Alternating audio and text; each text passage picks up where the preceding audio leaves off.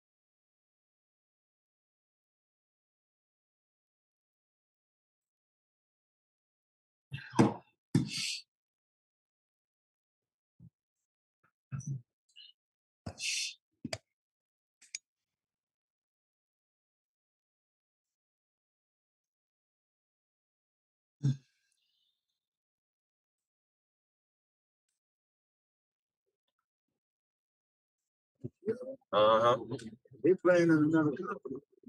Yep.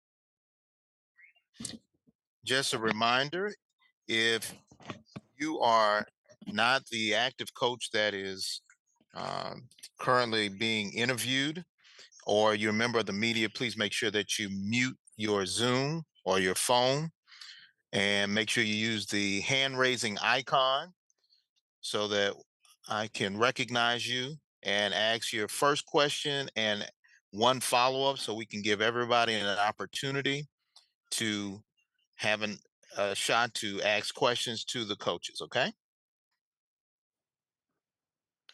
And we're about 1 minute away. We'll be starting with Connell Maynor, the head coach for Alabama A&M.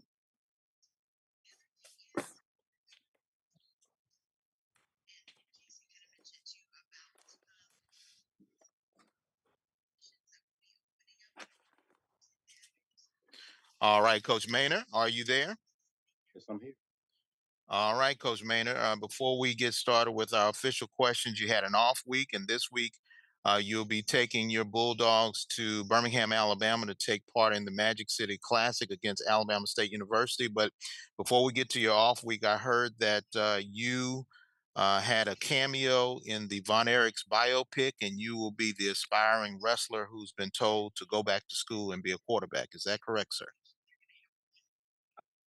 No, sir, that's not correct. I don't know what you're talking about.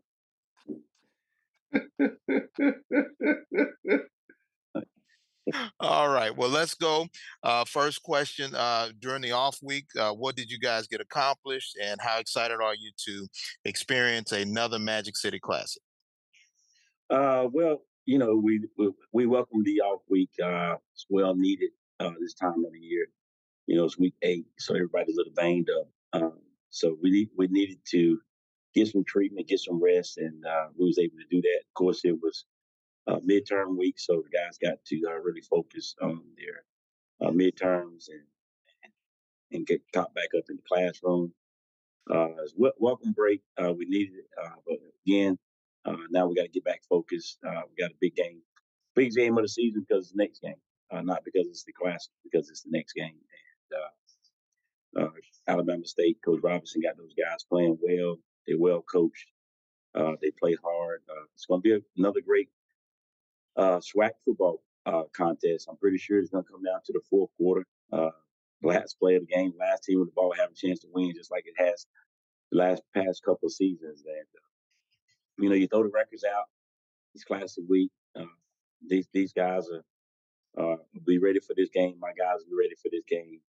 Coach Robinson ain't got to get no rah-rah speech. I don't have to give rah-rah speech. It's the classic. And so all we got to do is turn them loose. All right. We'll open up for questions for head coach Connell Maynor of Alabama A&M. Please use the hand raising icon if you have a question.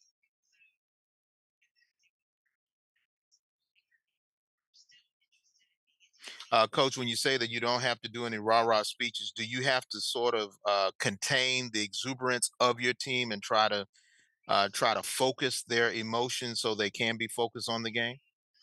Well, I try to treat it like homecoming. Homecoming, you have everybody's back, the alumni, the friends, family. Everything's going on. So many people's on campus, and all the distractions with the step shows and concerts, and so I try to treat the classic the same way. We have to focus on the game. We have to control what we can control. Uh, at the end of the day, they come to the classic to see us win a football game, and we have to be prepared for that. We have to be ready for that. And so I try to just approach it the same way I would homecoming. Have our guys focused and locked in on the task.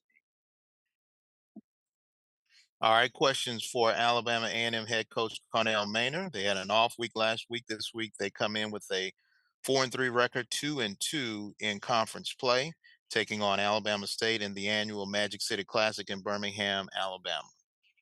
We have about 6 more minutes with head coach Connell Maynor.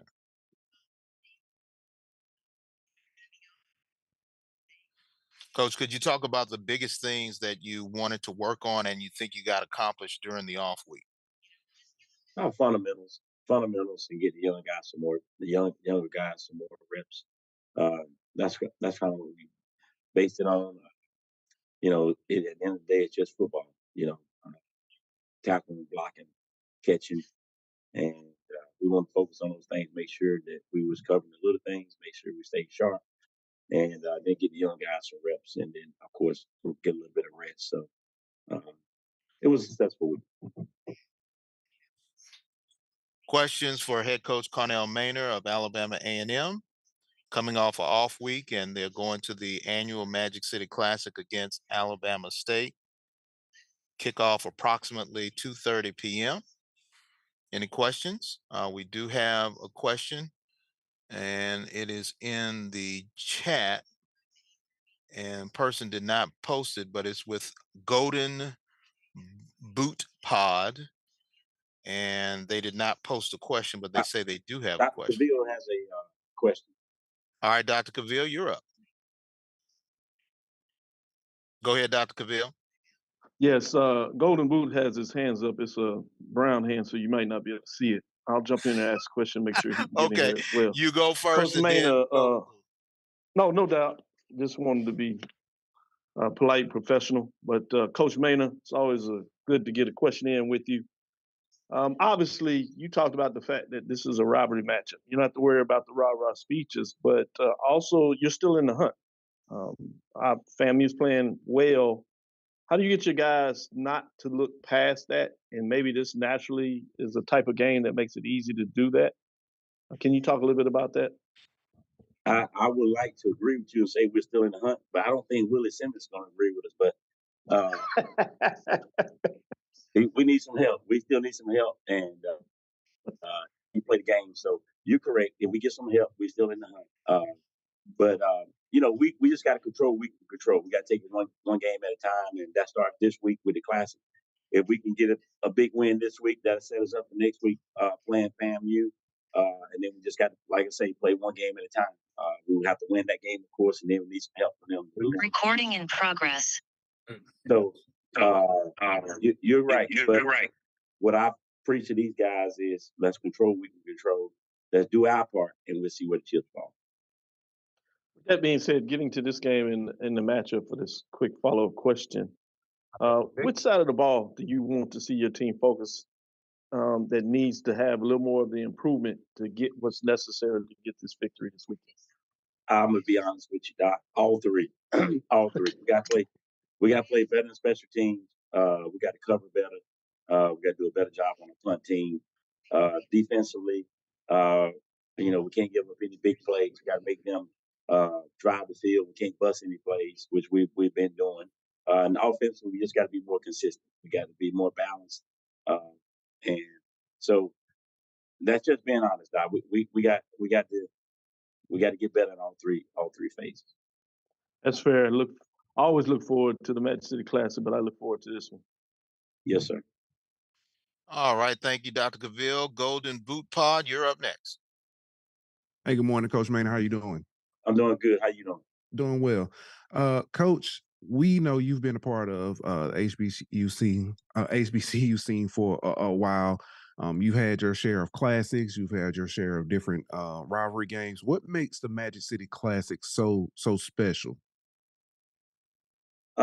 I think the teams one makes it special.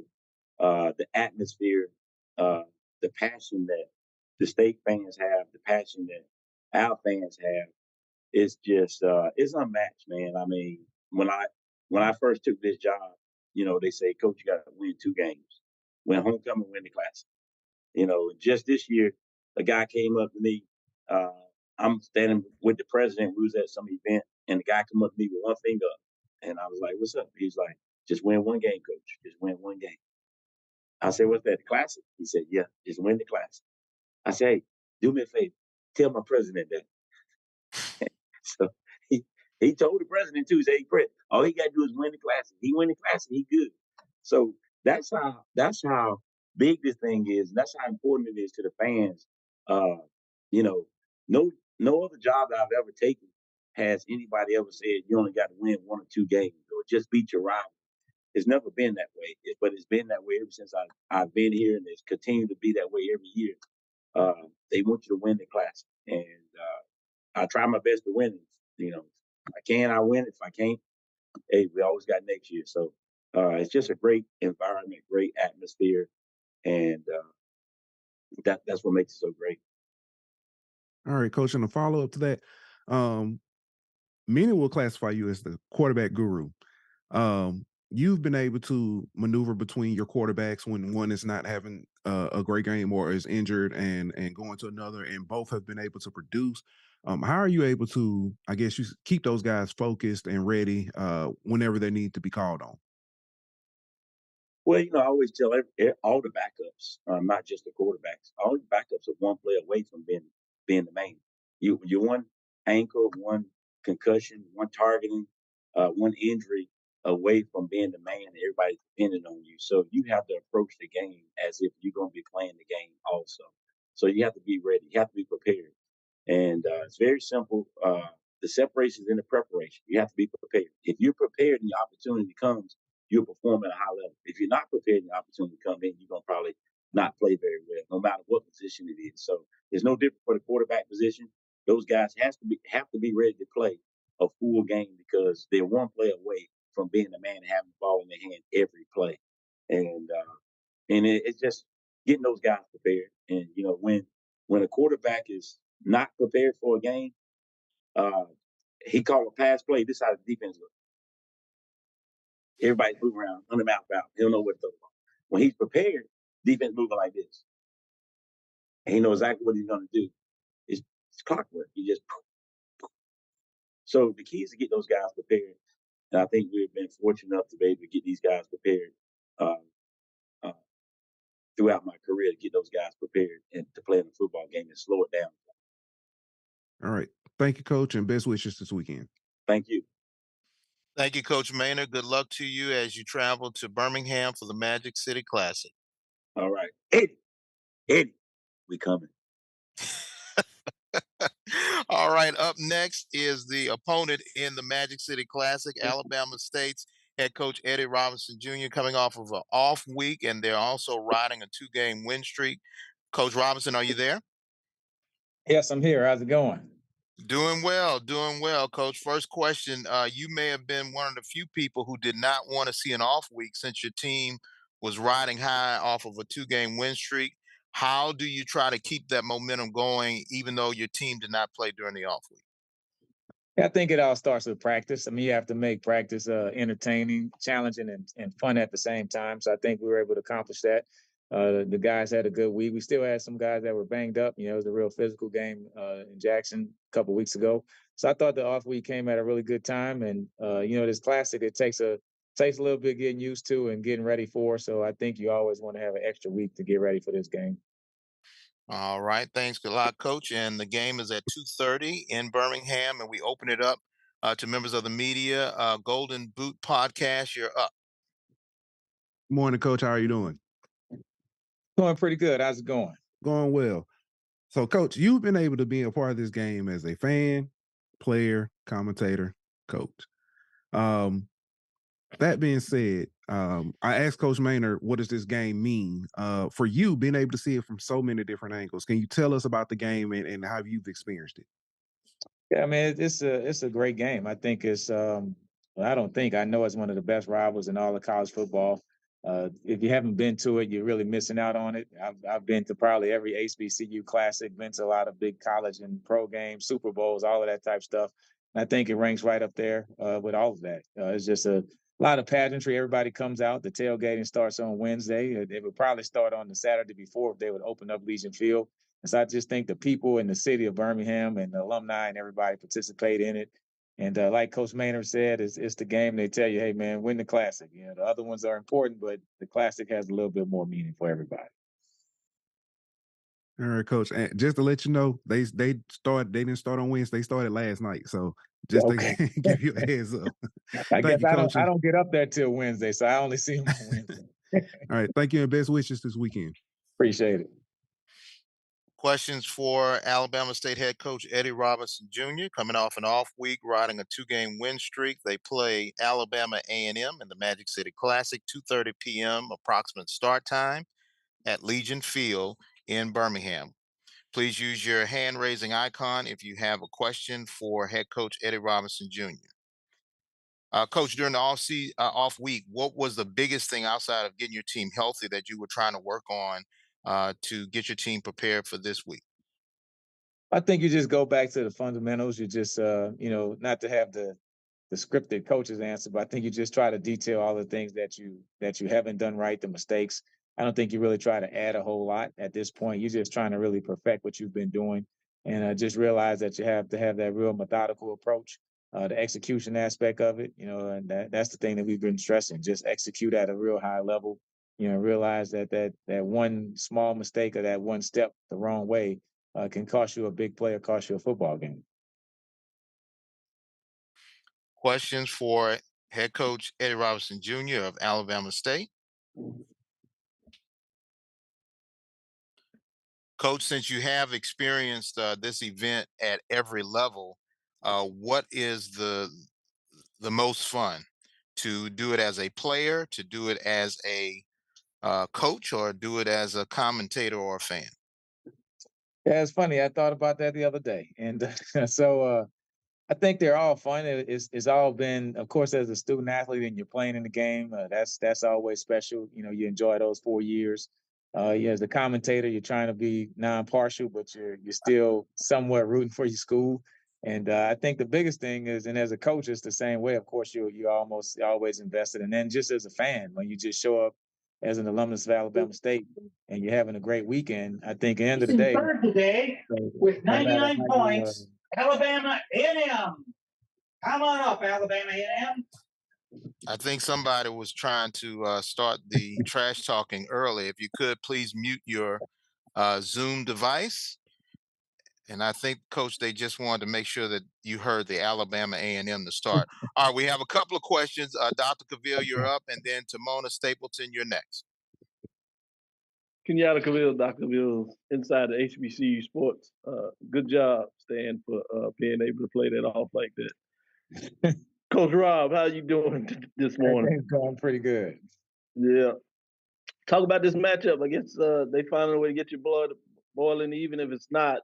But on the serious note, your defense continues to play well.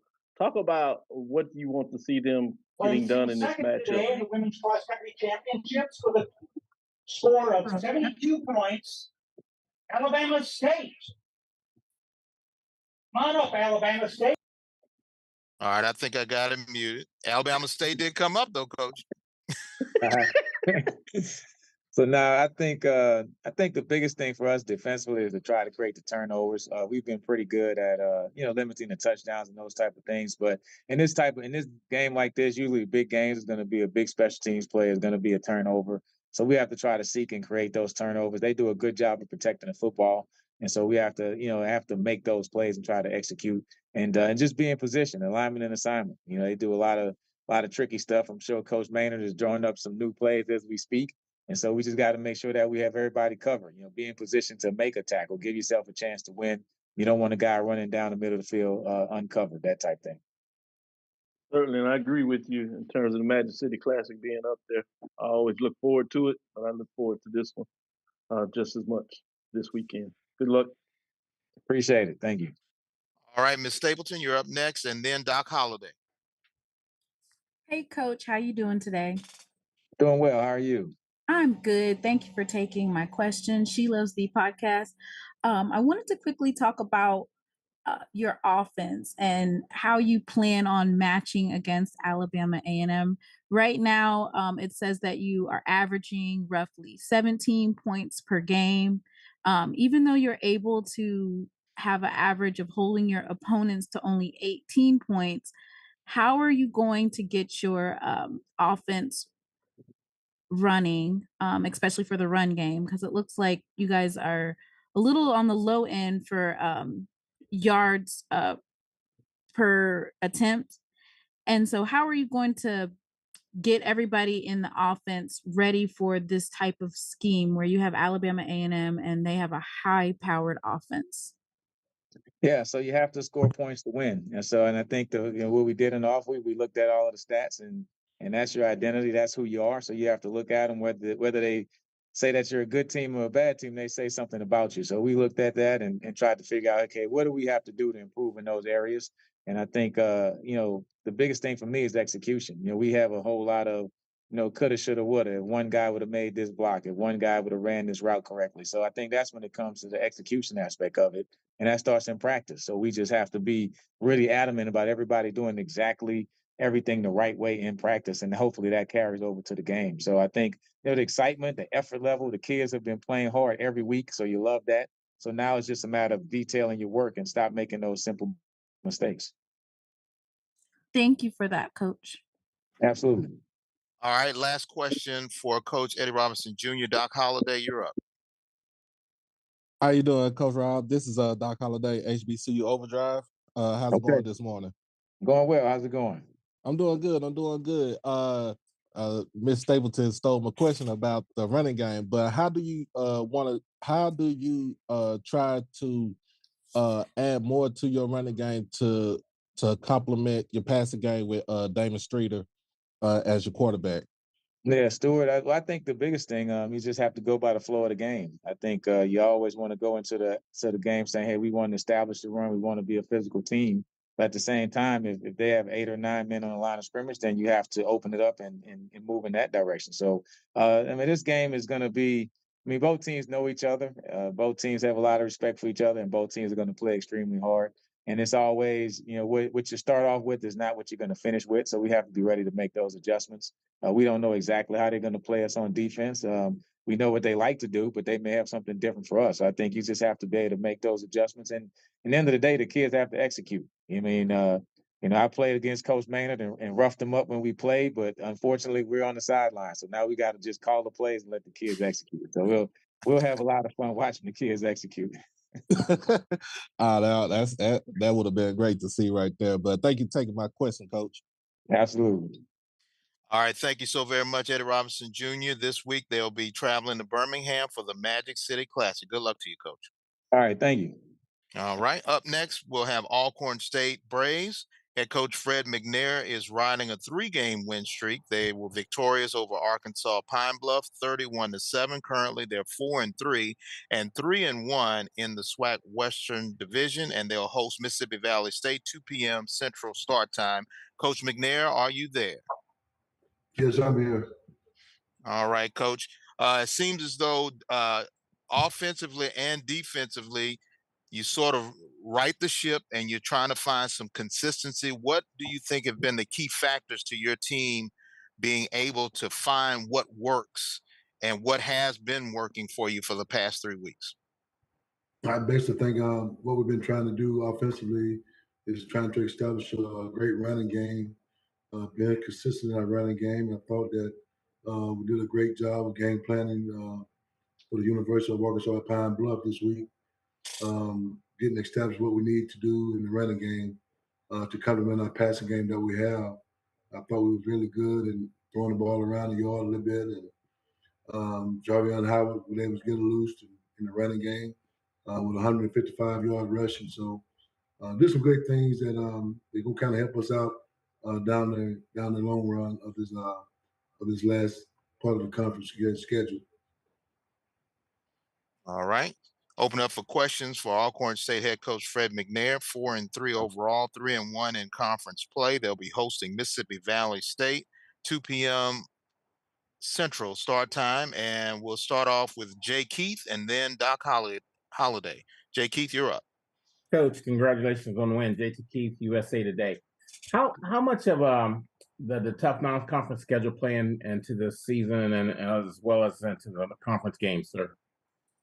It just kind of give us a foundation where we at as a team in terms of the speed of the game, playing a non-conference schedule, and I always challenge myself and challenge the team to a great non-conference schedule at the beginning of the season. So we had 3 tough ones. We was able to muscle out 1 win out of those 3. Going down the stretch now, I think it's kind of playing into our hand where we want to be in terms of seeing what this team is and how physical and this team can be, down the stretch. So my non-conference schedule, I enjoy playing a non-conference schedule like I have. Just give me an opportunity to get better and see my guys at and how engaged they are the rest of the season. Coach, on a follow-up, has there been any surprises? Any one player that been any surprises on either side of the ball to you this year? Well, I think E.J. Woods, the nickelback we have, been a big surprise for us. He's come along and he's aged up in terms of things that he can do. Even Andrew Smith on the corners position has done an outstanding job. We have some linebackers that have really stepped up and played that key position there on defense. Offensively, our receiving course is pretty much little young guys, but they've been doing a great job of getting open. Allen has done a great job at the quarterback position, so it pays off, to have a bunch of great guys doing things that kind of help the team better themselves in terms of what they do. Special team wise, we've been doing a great job. Special team wise, I thought that we've been punting the ball well. We've been covering kickoffs and doing things and doing it the right way. So just leading up to this last part of the season, it's going to be really, really challenging for us. We got a tough Mississippi Valley State football team coming in Saturday to play us. it's going to be another game that we're going to play really hard. Thank you, sir. All right, Doc Holliday, and then Dr. Cavill. How you doing, Coach? Doc Holliday, HBCU Overdrive. I have a question about your quarterback, Aaron Allen. How has it been with him, with his play in the last couple of games? What positives do you see out of your QB? And also with a follow-up, how has he matriculated with kind of in a sense with Jarvion Howard kind of stuttering? I guess the biggest thing is this young man have really improved himself over the course of the last year. You know, after last year not finishing the season out, but coming into this year, he came in, did his job of studying the offense and understand what the defense is giving him, and really taking what the defense is giving. Kind of like a little disappointment this past week in his play because he did some things out of character that we wasn't expecting to do in terms of ways reads words, his progressions. Just did some stuff out of character, but he still played a solid ball game. But just to get better and handing the ball off to Jarvion Howard, that's something that we try to do every week. But we know teams are really stacking the box on us and trying to stop our running game. So just for him to be able to pass the ball as well as he's doing, he really kind of helped us out in terms of what we can do in our running game. Thank you for answering All my right. questions, Coach. Thank you, sir. Dr. Cavill, you're up. Thank you. It's Kenyatta Cavill, Dr. Cavill's inside the HBCU Sports Lab. Coach McNair, you alluded to this. Obviously, Javon Howard really got off this week, 155 yards himself on 14 carries, averaging over 11 yards a carry, as you know, got in the end zone. Total team, 304 yards. But when you match what you're able to do running the ball, which can be a focus, but been very effective passing the ball, how dangerous do you feel the Braves are when they have a combination of those two coming in? I mean, it's very scary. I mean, when you look at it that way, Dr. Cavill is very scary. But you know, we have to find more consistencies in the things that we're doing to keep that going. You know, so we have to be able to protect. We have to be able to open the gaps up and run in and those kind of things. And that takes a good offensive lineman to do that. So I think this past game we kind of found our mojo in terms of our running game and what we can do. We just got to keep it up and just find some more consistency and stuff that we're doing in our passing game and our running game. It's going to kind of be kind of scary on down the line, and we can keep that up. I was going to say it seems to be coming together at the right time, the stretch of your season. Obviously, you know, you look at one game at a time, and the next one is against Mississippi Valley, rivalry game. You do catch them at home. Switching sides of the ball from your defense. You talked about some key players that have kind of been doing above maybe what people thought they were going to do coming into the season, but they're showing up and showing out. Talk about, in totality, what are some things that you want to see them continue to do, particularly in this matchup against Valley, not to allow them to get going offensively? Yeah, I think up front, and you know, it starts all up front, Dr. Cavill, and in terms of what you do, offensive, defensive. So I think that what we're doing defensive line wise, I think we're doing a pretty good job. Actually, Malachi Bailey finally found his mojo this past weekend. He's been missing a little bit with a banged up injuries in terms of what he can do. So he came around this weekend and against Pine Bluff to kind of seize the moment for him. Had a good game, had a sack. You know, those guys up front, those front seven, is going to be the key to everything we do at defensive wise. So we'll keep the pressure on and get the quarterback in some heavy situations, throw it to our back end a little bit. So just the pressure up front, I think, it'll solidify the whole deal in terms of what we do defensively. Thank you, Coach. Good luck this weekend. Look forward to the matchup. Thank you, sir. And we have one more minute for head coach Fred McNair. They'll be taking on Mississippi Valley State approximately 2 p.m. Central start. They were victors over Arkansas Pine Bluff 31-7. If you have an additional question, please raise your hand. And we do have one other person, Tamona Stapleton. You'll be our last question for head coach Fred McNair. How you doing, Coach McNair? I'm doing fine, thank you. Thank you for taking my question. So I just wanted to quickly looking at the SWAC West and how close it is to one game away from being the leading team. What do you tell, or what is the conversations that you're having in the locker room with your student athletes on the importance of consistency and playing each game like it's the SWAC championship, because you guys are right there and in the hunt for being in first place? And that's been the whole talk, ever since we lost the first game against Prairie. Every game now is a SWAC championship for us. So we just got to go out and play that way every week. There's no easy game. So we got to put on our best part clicks every Saturday and go out and compete. This week is going to be Mississippi Valley, so we got to be well prepared and be very consistent in things that we do to get this win. So. Valley, very very tough team. Their record don't show it, but they play very hard each and every year. I played Valley, they played hard. So we just got to be prepared as coaching staff, get the best game plan we can, all three phases of it, and go out and compete like it's our last on Saturday. Thank you so very much. Thank you so very much, Ms. Stapleton. Thank you so very much, Coach McNair, and good luck to you this weekend against Mississippi Valley. Thank you, sir. All right. Up next, we have Bethune-Cookman's head coach, Raymond Woodie.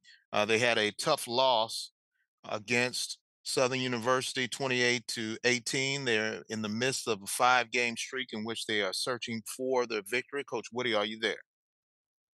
Yes, sir. All right, Coach. First of all, if you could give us a recap of your game against Southern University in Jacksonville, and this week you'll be at Grambling State University.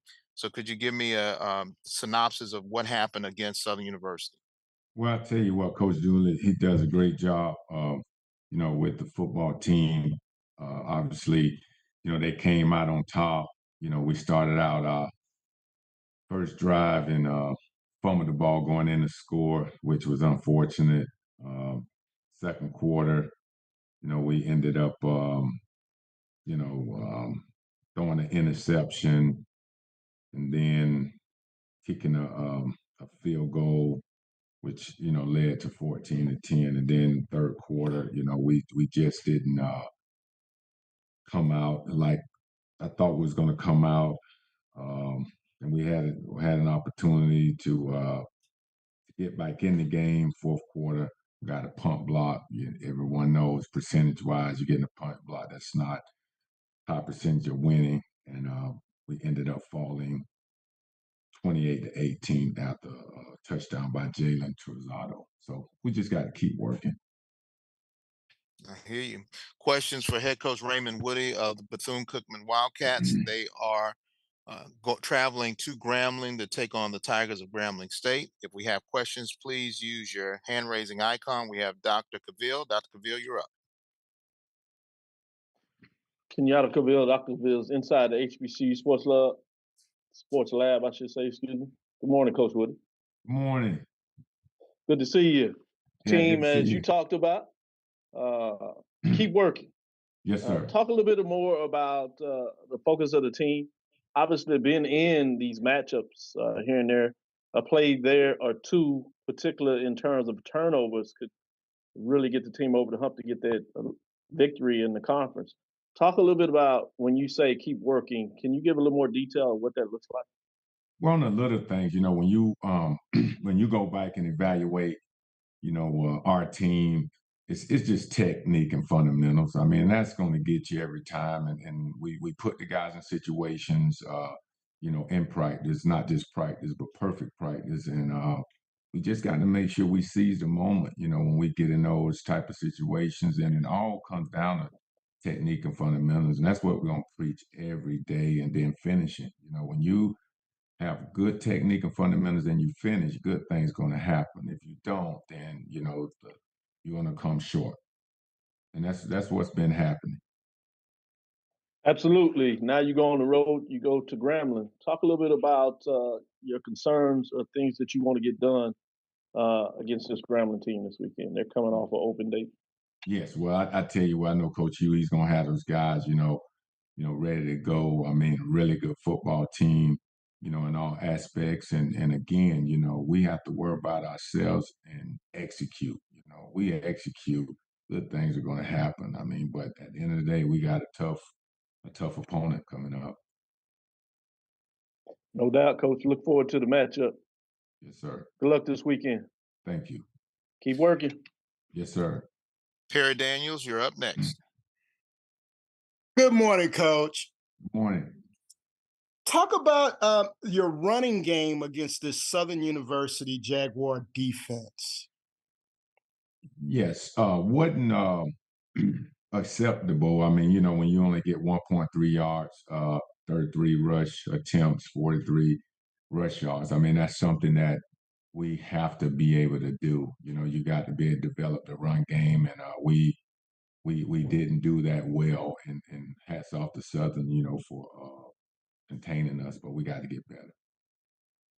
And going into Eddie Robinson Stadium, do you anticipate being able to run the ball there?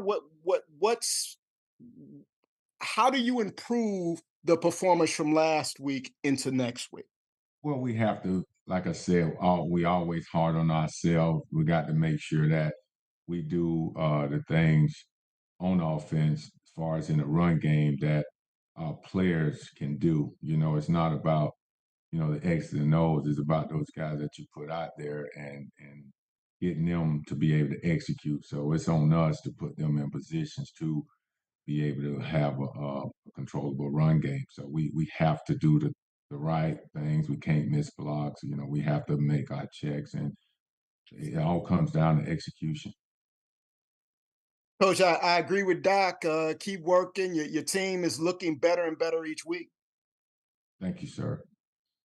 Coach Woodie, before we let you go, we'll need your comment on the new practice facility on campus. How big is that for your program? And have you already seen some players sneak out there on their own and try to put in some work? Well, I'll tell you, not just the players, but other sports. It's just amazing, when you get a new facility on campus that you can call your own, and then it's going to help us in recruiting. It's also going to help us scheduling as well, being able to practice on campus and not take, 2 to 3 buses back and forth to Municipal Stadium. I mean, it's going to help.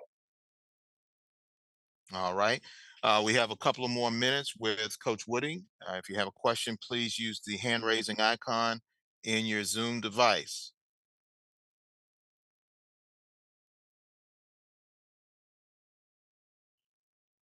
Doc Holliday, you're up.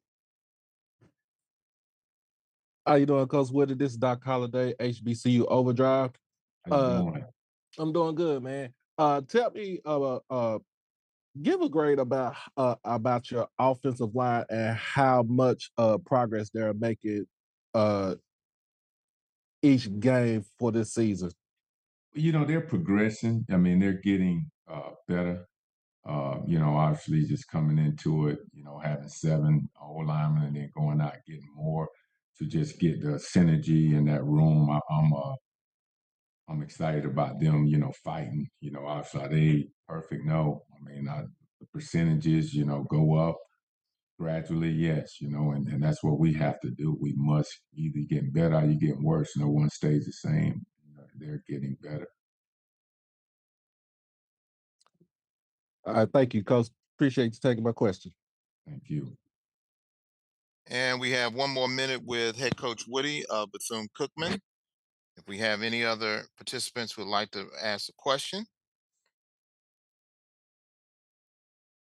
All right. If not, Coach Woodie, we thank you so very much for your time and good luck to you as you travel to Grambling to take on the Tigers of Grambling State University. Thank you. Appreciate you all. All right. And up next, We have the Rattlers of Florida A&M. They are riding a 4-game win streak. They defeated Texas Southern 31-21, and this week they will host Prairie View A&M at 4 p.m. Eastern in Tallahassee. And we're joined now by head coach Willie Simmons. Coach Simmons, are you there? Yes, sir. All right, Coach Simmons, 6-1, undefeated in conference play. It seems as though, regardless of the level of competition, the need to stay undefeated in conference play, how difficult is it to continue to maintain that level of consistency?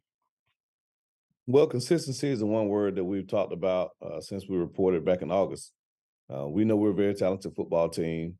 We know we have the ability to play some of the best ball in America, but it's contingent on us being consistent, and that's our mental focus. We have a saying we talk about around here, relentless focus, and if we can have that, then I think we're really, really difficult to beat. We have lapses in that sometimes, and it's caused us to play not so great football, but we found ways to win, and that's the number one goal. We're still searching for that game. We put it all together, and hopefully that starts this weekend against a very talented and well-coached Prairie View football team. All right, Coach Simmons, we're opening up to questions from the media. We'll go in this order: Charles Bishop first, and then Brandon King. Hey, Coach, how you doing? Hey, Charles, how's it going? I wanted to ask this question. Start out with a little bit of adversity in regards to playing Texas Southern, but how does that play out going forward the rest of the season in terms of seeing your team respond to being down early? Well, we've faced adversity all season.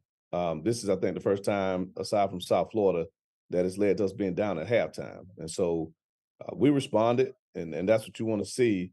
And so you want to make sure that our guys are mentally tough enough to respond to adversity. And that's one of the things we talk about. But again, we want to make sure we don't put ourselves in those positions consistently because, again, we showed that we can handle adversity, but if we can control it, we want to make sure that we stay in a position where we're controlling our own destiny. Sure thing. Quick follow-up. When you take a look at a team like Prairie View on film, what is it that you've seen thus far? They've been a little up and down during the course of the season. I think they've been like a lot of teams in this conference. There are times where you look at them on film and say, man, it's a really, really good football team. And then there are times where they, don't play as well. But the same can be said about us. And so they're talented.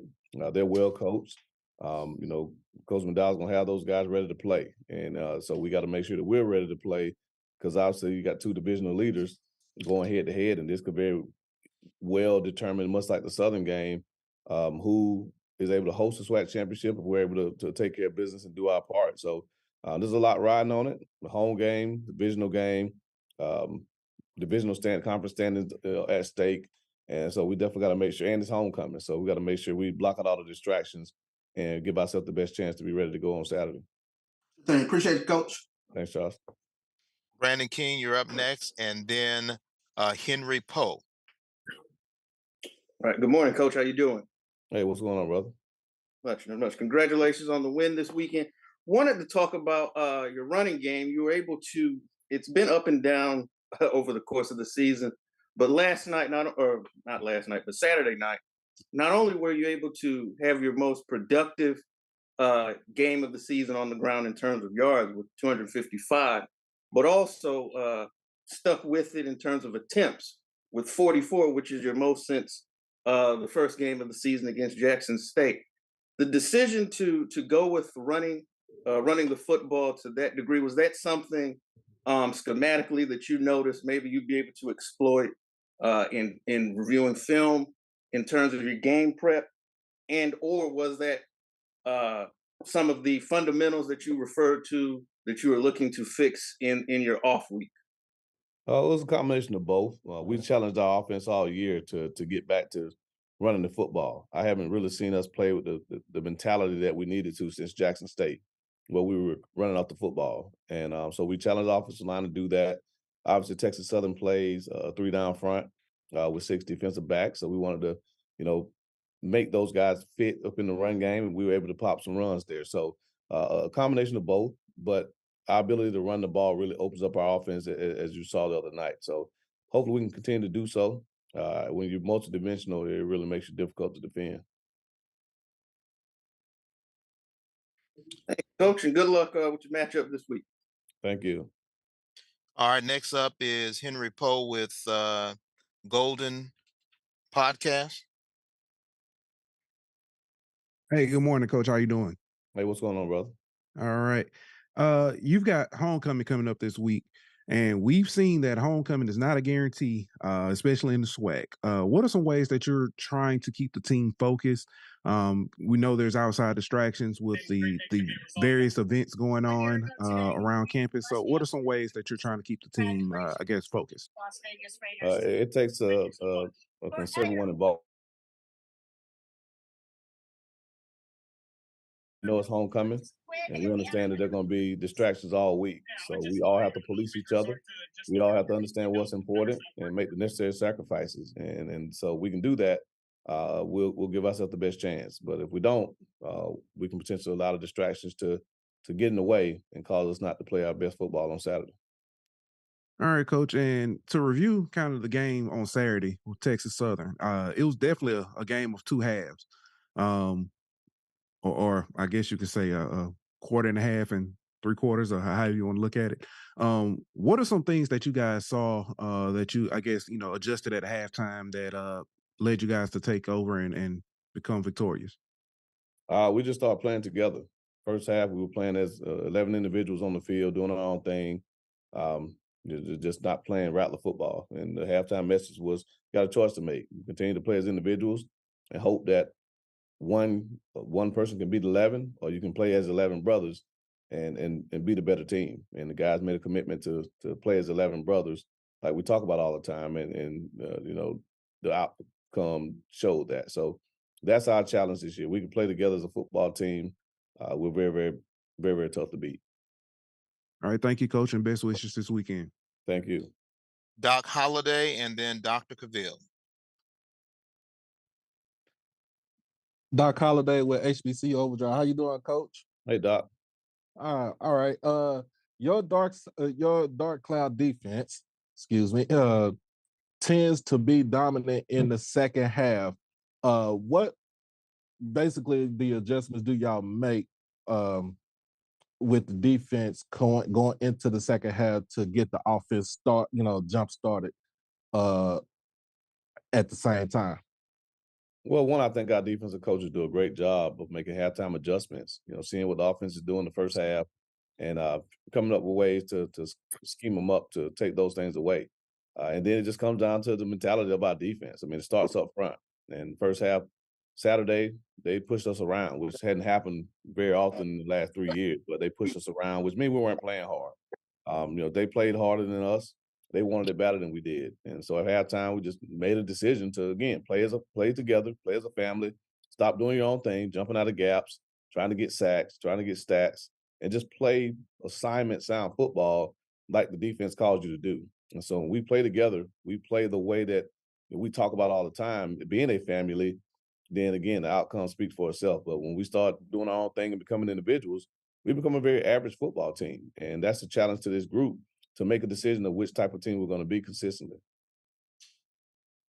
My second question is for you. Jace Wilson for Texas Southern had a pretty decent first half in the game on Saturday night. What did you see in him that says, hey, we need to make all these adjustments to make sure that he doesn't look so good in the second half? Well, again, we just adjusted to what they were doing and tried to take those things away. And I thought we were able to do that second half, and we were able to control the line of scrimmage. And anytime you can do that, no matter how good a quarterback is, pressure in his face is always going to cause him to be a little more erratic and make poor decisions. And that's what we committed ourselves to do in the second half, and it paid off for us. All right, Coach. Thank you. Thank you for taking my questions, man. No problem. Final questions will come from Dr. Cavill. Dr. Cavill? Kenyatta Cavill, Dr. Cavill's inside the HBCU Sports Lab. Coach Simmons, how's it going this morning? It's going well. I see you with your purple tie on today. You trying to make a statement? I always trying to make a statement, Coach, making sure that you're paying attention. I'm glad you recognize. Before I get into the series, I want to make sure that you got the steak that was delivered to your room. I'm waiting on it. Oh, you didn't get the steak? I thought I was off the hook. Never mind. I'll get that taken care of. We'll talk about that later. Serious business to talk about here in terms of this past game against Texas Southern University. Obviously started off maybe than you wanted, but once the team got going, they really got going. At halftime, you had under 65 yards or so. And then obviously with the total game, you're able to get over 255 yards in terms of that matchup. What did you able to do, particularly it seems in the second half, that made you much more effective in terms of running the ball? Well, again, it starts with the commitment up front, and just challenging those guys to be the dominant group they're capable of being. And we saw some opportunities there, particularly on third down. We had a lot of our bigger runs on third down where they were playing pass, and we were able to pop some runs on the inside. Had an explosive run there for a touchdown by Kevin Dean. Had a couple more explosive runs. We had some reverses with our receivers, all that count on rushing stats. So just try to take advantage of what they were doing schematically. And once we got into a rhythm, we were able to run the ball consistently. But again, it starts with just being able to get the first down. A lot of offenses like us that try to play with tempo and spread people out, it's really predicated on getting first downs. And we were able to do that the other night. We were really good on third down, right at 50%. And so if you can just keep the ball moving, we were able to hold the ball, I think, 38 minutes or something like that. So the time of possession was heavily in our favor. And I think they only ran 9 plays the third quarter. So our commitment to being able to run the ball and establish the line of scrimmage is really what took the game over. But that's our strength. I think we can play that well on both sides, control the line of scrimmage. Again, it allows the rest of our playmakers to really show up. But that commitment to dominating up front is really what our team is built around. No doubt. I've seen some of those offensive lines, particularly on the defensive front, though. Oh, my goodness. Some nice-sized individuals that seem to be ready to get the work done. We turn the page, homecoming. Prairie View's coming in. Previous team you coached, obviously a lot of history there in terms of what that looks like. But more importantly, you stacked up a lot of wins. You won MEAC, SWAC, previously a defense coordinator, head coach. But getting that championship hasn't been quite yours yet in terms of a head coach. Obviously done that as a coordinator in terms of that role. With a lot of players wanting to do that for you, wanting to do it for themselves, how do you prevent them from getting over their skis, if you would, in terms of looking too far forward, particularly with the media like us? They're going to be talking about your ranking. Number 1 in many of the HBCU polls, top 20 FCS polls, rankings. Have a chance to sew things up before the end of October if things fall that way. How do you get them not to listen to what we're saying in terms of the media versus what you all are saying in terms of the coaches, one game at a time? We have one goal this week. That's to be 1-0 Saturday afternoon about 7 o'clock. That's all that matters. Focus on being 1-0, take care of the little things, keep the main thing the main thing. We laser focus, tunnel vision on the goals that we set for ourselves starting yesterday. And we've been able to do that this season, no matter the venue, no matter the moment. If we just keep the main thing, everything else takes care of itself. When you start looking ahead, that's when you start getting yourself into trouble. So block out the homecoming, block out the rankings, block out the championships, everything that comes along with it, block it out. Keep your mind focused on the task at hand, which is a very good Prairie View team coming in, and take care of business in that area. Be 1-0 this week, and then we'll turn the page on Sunday, and then we'll try to do it again the next week. I tried, Coach. I tried to get it done. Mr. James Verrett, can I squeeze in one more quick question? No, sir, we don't have time for that. We need to get over to Coach Jackson. We're already over our time. Thank you so very much. No problem. Appreciate it. That's why I asked. All right. Thank you, Coach Simmons, and good luck to you this week. Thank you, guys. Have a great week. All right, we're moving on to Grambling State University. Head coach Hugh Jackson, 3-4, 2-2 in conference play. They had an off week, and they'll be hosting Bethune-Cookman 2 p.m. Central Time as a start.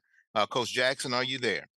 Yeah, I'm here. I'd like to know when I can get a steak delivered to my room. I think Dr. Cavill may be in charge of the steak delivery service, but we'll get to that momentarily. Coach, your off week, what was the biggest thing that you got accomplished, and looking forward to playing Bethune-Cookman? Your thoughts? I think what was important is that we got rest, got healed up as a football team, and did our self scout throughout our football team, offensively, defensively, and special teams, and again, just put the last game behind us and get ready to play a good Bethune-Cookman team this weekend here at home. All right, we'll open it up for questions for head coach Hugh Jackson, who will be taking on Bethune-Cookman. 2 p.m. Central start will be that time. If we have a question, we'll start it off with Darren Schneider and then Perry Daniels. Mr. Schneider, you're up. Yeah, thank you. Hey, Coach, I was just wondering, with your day off, what did you do in terms of your football watching? Did you focus on any games in particular, and what did you take away from them?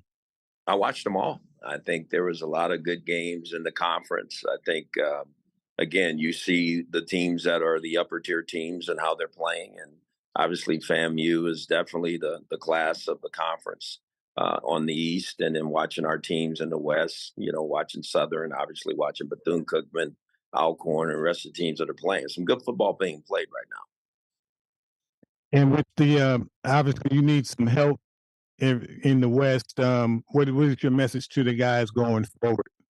Oh yeah, we can't control what everybody else do. We can only control what we do. So our thing is we're gonna play this thing one game at a time. We're not gonna get caught up in what may be and what could be. The most important thing is that we go out and win. Winning takes care of a lot of that. Thank you. All right, we'll go over to Perry Daniels and then Dr. Cavill.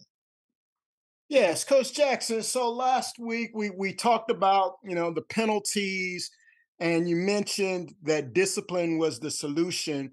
Can you talk about what was done in the off week to address that? Well, I think the most important thing that was done is we continue to bring it to their attention.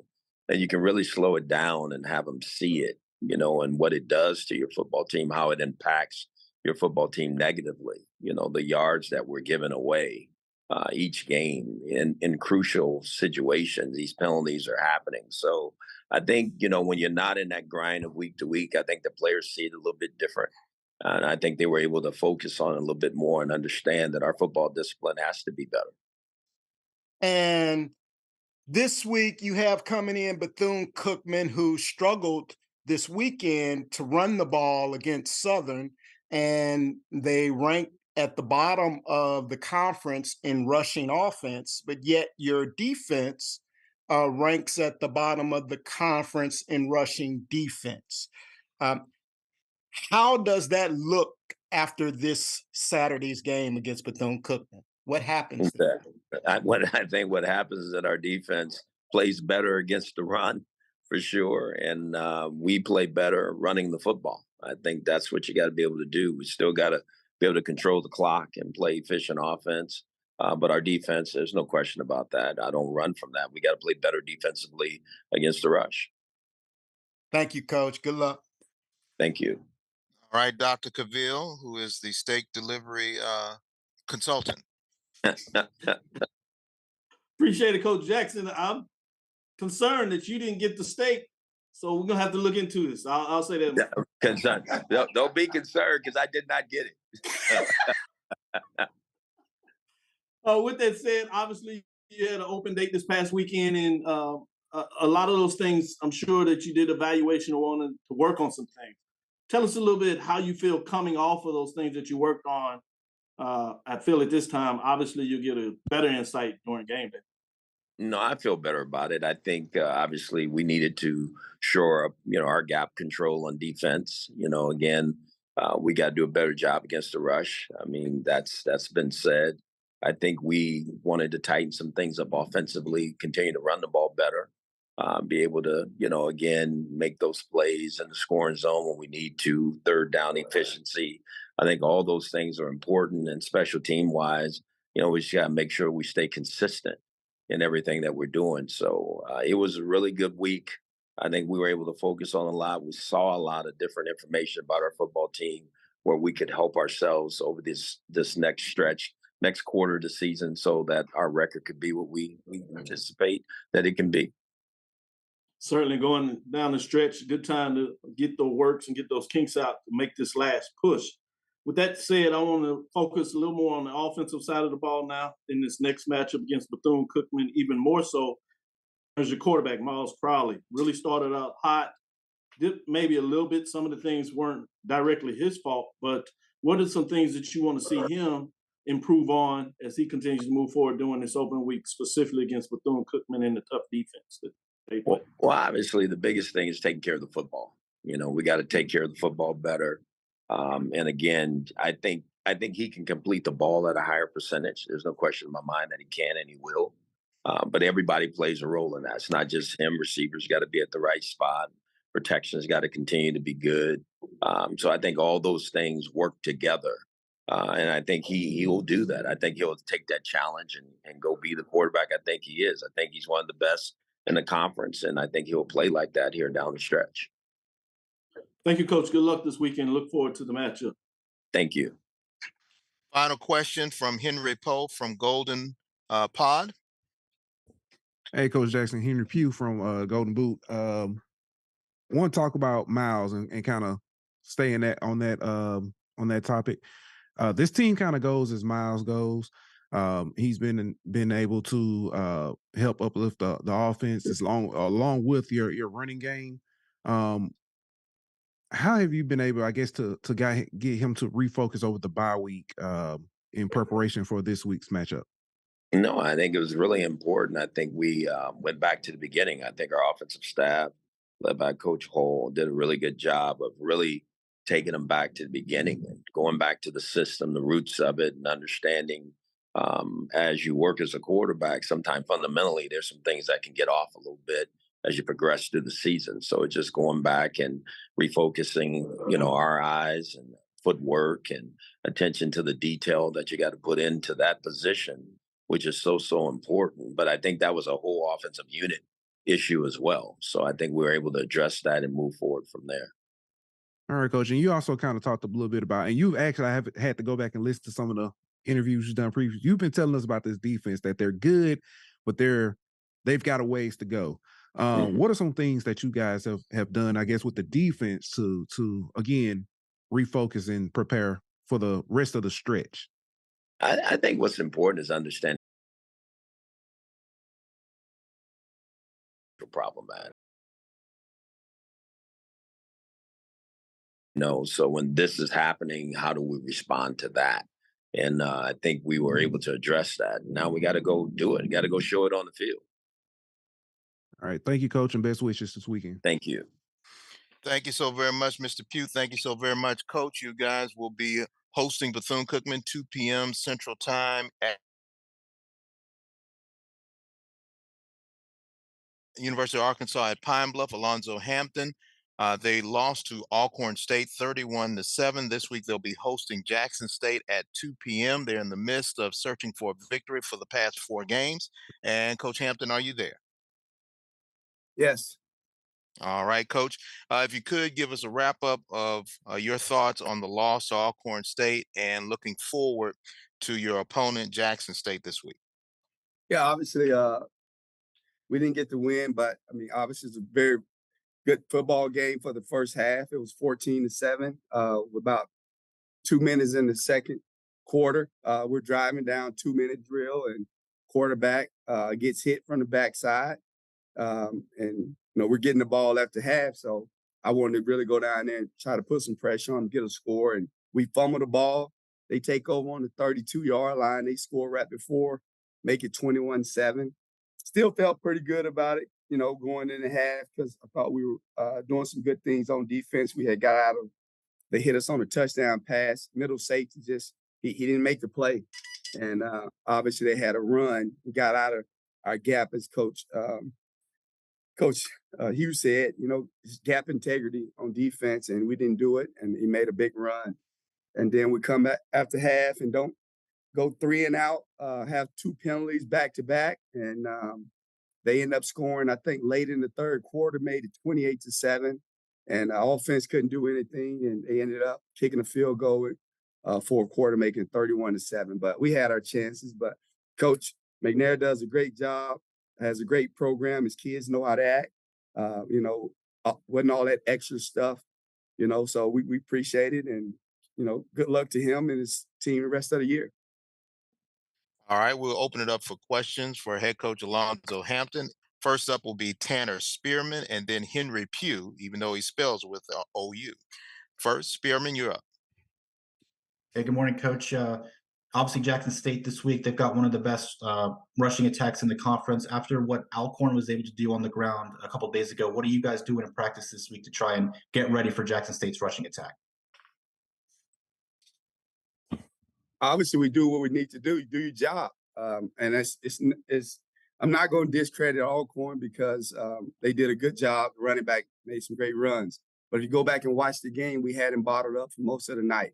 And so when you get a guy out of the gap that don't do his job, that's what happens. And that's what good teams do. So we're going to continue to do what we do.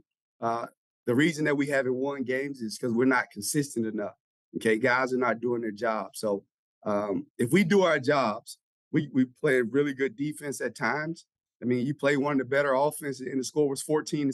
Should have been 14-7 at half. And I tell my kids all the time, it's going to be 4 or 5 plays all year, all right, that we've had a chance to be in every single game. And that's the frustrating part about it. But it's also the exciting part about it because I know that we're going to get the players that we need, and we're going to be really good.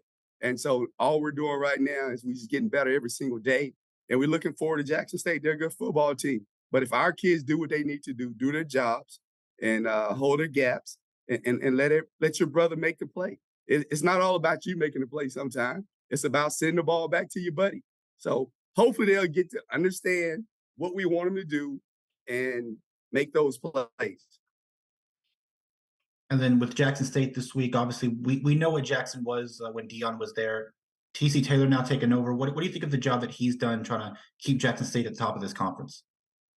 Hey, man, Coach TC's been in this league a long time, and he understands football. He got a really good football staff around him. I know the offensive coordinator because I tried to hire him. So he's got a really good offensive coordinator. He got some good coaches on defense. So Coach TC Taylor deserves that job, and I'm happy for him. And he's doing a good job.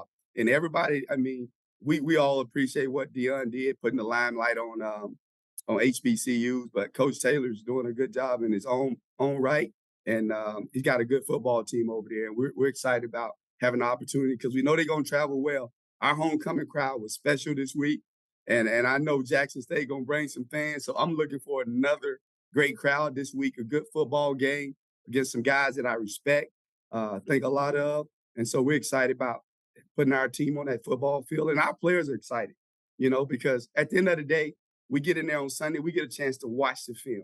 And I pull out about 5 or 6 clips. And people say, well, why are you 1-6? This is why you're 1-6. All right. Did you do your job? No, it's only 1 or 2 people on every touchdown that didn't do the job. And that's where they're hitting us at. And so if we lock in, and I told our kids, man, we're right where we need to be. We're right where God wants us to be. You ain't going to win until it's time to win. And we're in the process right now. And we got to persevere, and our kids are doing it. It's going to be some pain involved. Yeah, I like when they're hurting after the game. That means you got to practice harder. That means you need to go to class. You need to be accountable to your teammates. All right, come up here and show up on practice on Tuesday. Get ready to go. Everybody's hurting. If you're not hurting this time of the year, something wrong with you. Can you push through the hurt? And so that's where we're going as a program. All right, I'm gonna keep smiling. We're gonna keep working, and the goal lines. We're gonna be all right. All right, thanks, Coach. Next up, Henry Pugh, and then Dr. Cavill, if we could limit it to one question because we're running tight on time. Thank you. All right, thank you. Coach Hampton, Henry Pugh with Golden Boot. How are you doing this morning? Hey, I'm doing great, sir. All right. Coach, we've seen how your team has played throughout the season. And I don't want to be insulting, but it seems like the defense has slowed down a little bit as far as they still have the fight, but they're, so it's little things like, tackles and things like that. Is it just the going on through the season, getting late in the season, complacency, or is there something else to it? No, Coach, ain't nothing to it. Bottom line is make the play. Our best 2 players haven't even played since week 2, but you probably wouldn't know that. Right. All right. Our best defensive player hadn't played since Tennessee State. He had 4.5 sacks in 2 games. And if he had been playing, Nas Lukeman, He'd probably be up for defensive player of the year. He's that good. Rocky Jack is another defensive end that hasn't played. So we're playing with guys that they're going to be good players, but they ain't those two players. And so we're not making any excuses. I don't think we slowed. We played some really good football teams, and we've been out of gaps. And when you play really good football teams, they expose you. So it's a reason that Alcorn State has won SWAC championship 3-4 years in a row before Dion came and inserted all those players from Group of 5 and Power 5 in there. So they're the toast of the conference. All right, FAMU's doing a really good job. Okay, and right now they're going to the next level. So everybody has to raise their level. So the Golden Lions are not slowing down. The teams that we're playing are really good. All right, thank you, Coach. Dr. Cavill, you're up next. Thank you, Stan. I'll jump right, James, jump right into it. Coach Hampton, good morning. Wanted to ask you, it sounds like some of the things that we're talking about here is the consistency. And as teams become, they are able to sustain that consistency. Can you talk about where that comes from and how you move from being average, good to great in terms of the repetitiveness of being able to do things consistently right? That consistency and getting back to maybe some old habits peaks their heads and things don't go the way they need to do. And before you know it, the game is out of reach. Yes, sir. I'm going to give you one word. It's called mental toughness. And I talk to the team about it all the time. And we're not mentally tough right now. Mental toughness is simply being able to consistently perform at the top of your ability when the game matters the most. Okay. In practice, in competitive situations, can I lock in? Okay. And do my job time and time again. And that's why we play good defense in stretches, but we're not mentally tough. Some possessions on offense, we've been really good. And all of a sudden we have 4 penalties in a row. We're not mentally tough enough. And when you're not mentally tough enough, you just heard Coach Simmons talk about it. They talked about being consistently. Every day they got to show up and practice. It's a reason that team is good as they are. It's a reason that Alcorn's doing what they're doing because they're consistently putting out a product, and those kids understand what it's supposed to be in the weight room, in the classroom, on the field. They're holding each other accountable. But we got to consistently become tougher. And guess what? We're going to be tough. We're going to be consistently what we need to be. This program, as I told everyone, and I tell them, don't you stop believing because the foundation is being set. All right? We're going to get the right players in here. I'm going to get the right coaches in here. And we're going to consistently challenge them every single day. We're going to get every ounce of talent out of them. And that's when you're going to say the Golden Lions, one team, one roar, we're going to be coming. Thank you, Coach Hampton. I look forward to it. Thank you, James, for letting me get that question in. All right. Thank you, Coach Hampton. And once again, Arkansas Pine Bluff and Coach Hampton will be taking on Jackson State at 2 p.m. in Pine Bluff. Thank you so very much, Coach. Thank you, guys. Have a blessed day. All right. Thank you. And up next, we have the Delta Devils of Mississippi Valley State head coach Kendrick Wade. They were on the losing end of a battle against Jackson State, 21-6. And this week they traveled to Lorman, Mississippi to take on the Alcorn State Braves at 2 p.m. Coach Wade, are you there? Yes, sir. I'm here. All right, Coach, if you could give us a recap of your game against Jackson State and your thoughts on playing Alcorn State this week at 2 p.m. Yes, sir. First of all, good morning to everybody. Man, another tough loss, but we had 7 sacks, 4 turnovers, 8 penalties for almost 100 yards. You're not going to win a lot of football games like that, particularly against a good, well-coached football team like Jackson State. So, we played hard, but, you would have thought that us as coaches on this call, we've had a meeting prior to this because we're just not consistent, so we got to just work on being more consistent with everything that we do. And, we've licked our wounds from the previous game, getting ready for Alcorn, another good football team, in-state rival, going down to the reservation. It's going to be a really good challenge for us, and we're looking forward to it. All right, we're going to start the questions off with Rob J., then Dr. Cavill, then Doc Holliday. Rob J., you're up. All right. Thank you, James. Thank you for taking my question. Coach, I'm with the JSU Sports Network. I want to just thank you guys for being so accommodating to us when we were there last weekend. if you can, just talk a little bit about Caleb Canada, when you play as Caleb Canada. Yeah. Man, Caleb's a really good football player, big cornerback, 6'3", 205. Really good player for us. He got nicked up a little bit, kind of hurt his knee deep into the game, but he's a kid, a hardworking kid, came over with me from Delta State, and I think he one of the best cornerbacks in the SWAC. No ifs and buts about it.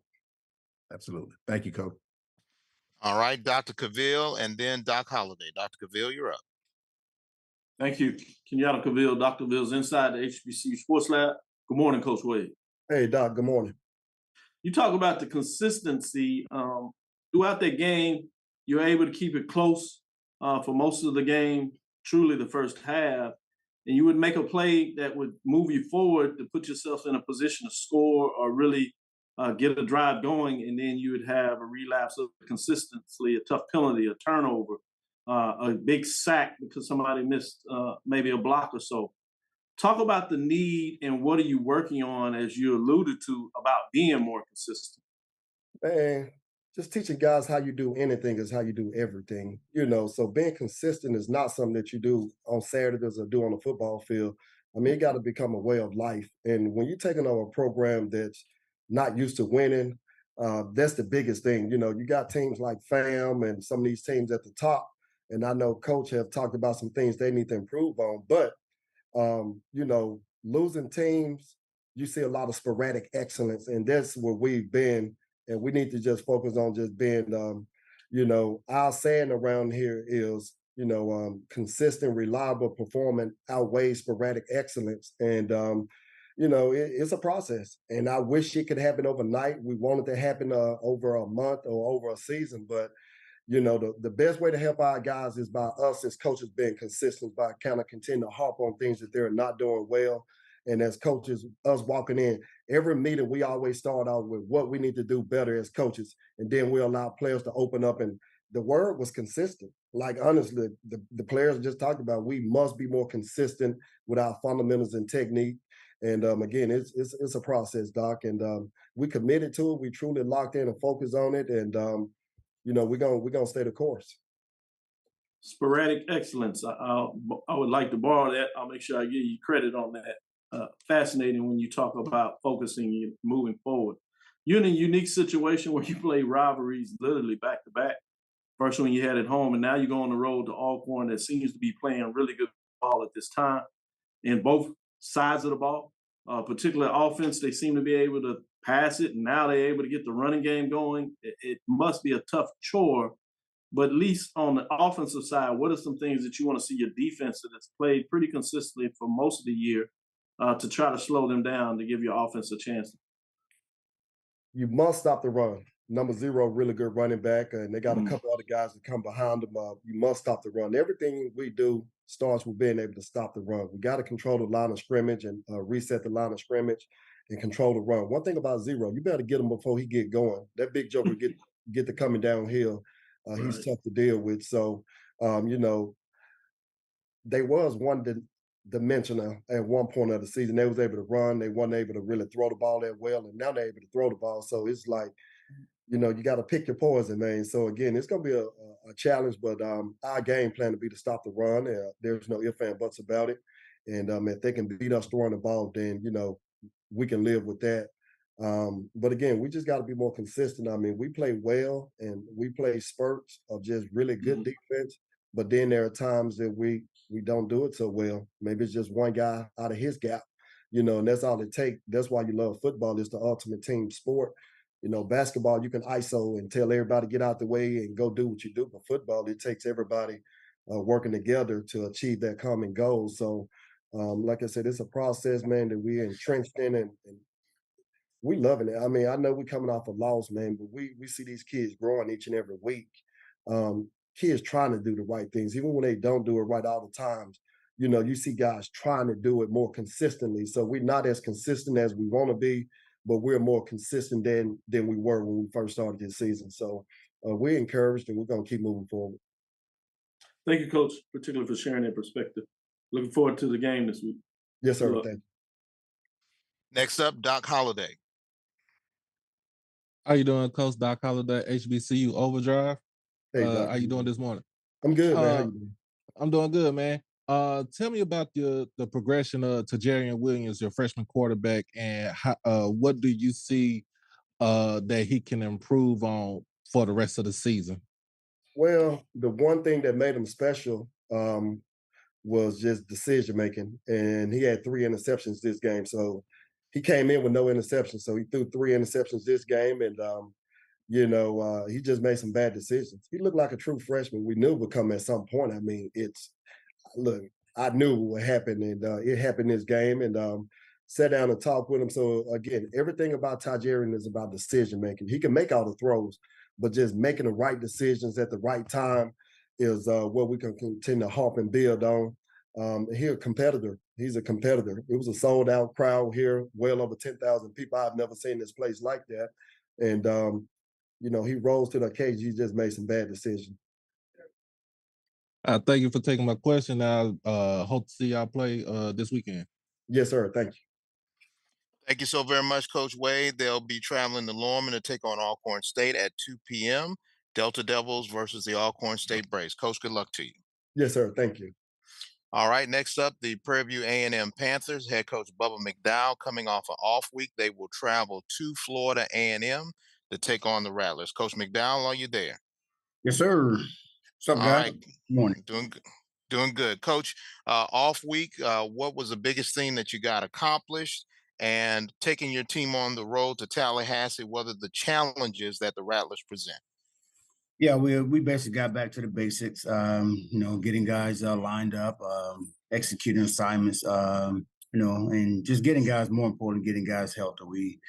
We've been banged up pretty much. Some of the starters have been out, so it was a good week to get them guys rested, and then just back to the fundamental things of football, and basically doing their 100, executing their assignments, and so that's kind of what we did here.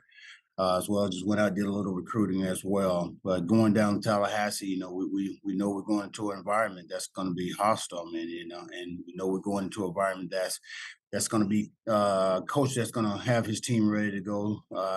I know coach really well, and again, I know he's going to have them guys ready to go. So we just got to go in there, as I've been telling them all week during off week and today. We just got to go out and do our job. You hear all these coaches talking about consistency with their players, and it's the same thing here. We just got to do our job as an individual and let others come in and do their job. And again, as coach said, if we do it all together, we're gonna be fine. We got a good team. We got some good players. Now again, it's just about us going down there and executing. Thank you, Coach. And we'll open it up for members of the media. We'll go first with Charles Bishop, then Lionel Mosby, and then Dr. Cavill. Charles Bishop, you're up first. Coach, how you doing? Hey, Charles. We talked about it, but you spoke on consistency, and I wanted to speak specifically in regards to quarterback play from Trezon. 5 touchdowns, 5 interceptions thus far in the season. But going forward, your goals are still in front of you. But what are the keys to kind of unlocking more consistent play from the quarterback position?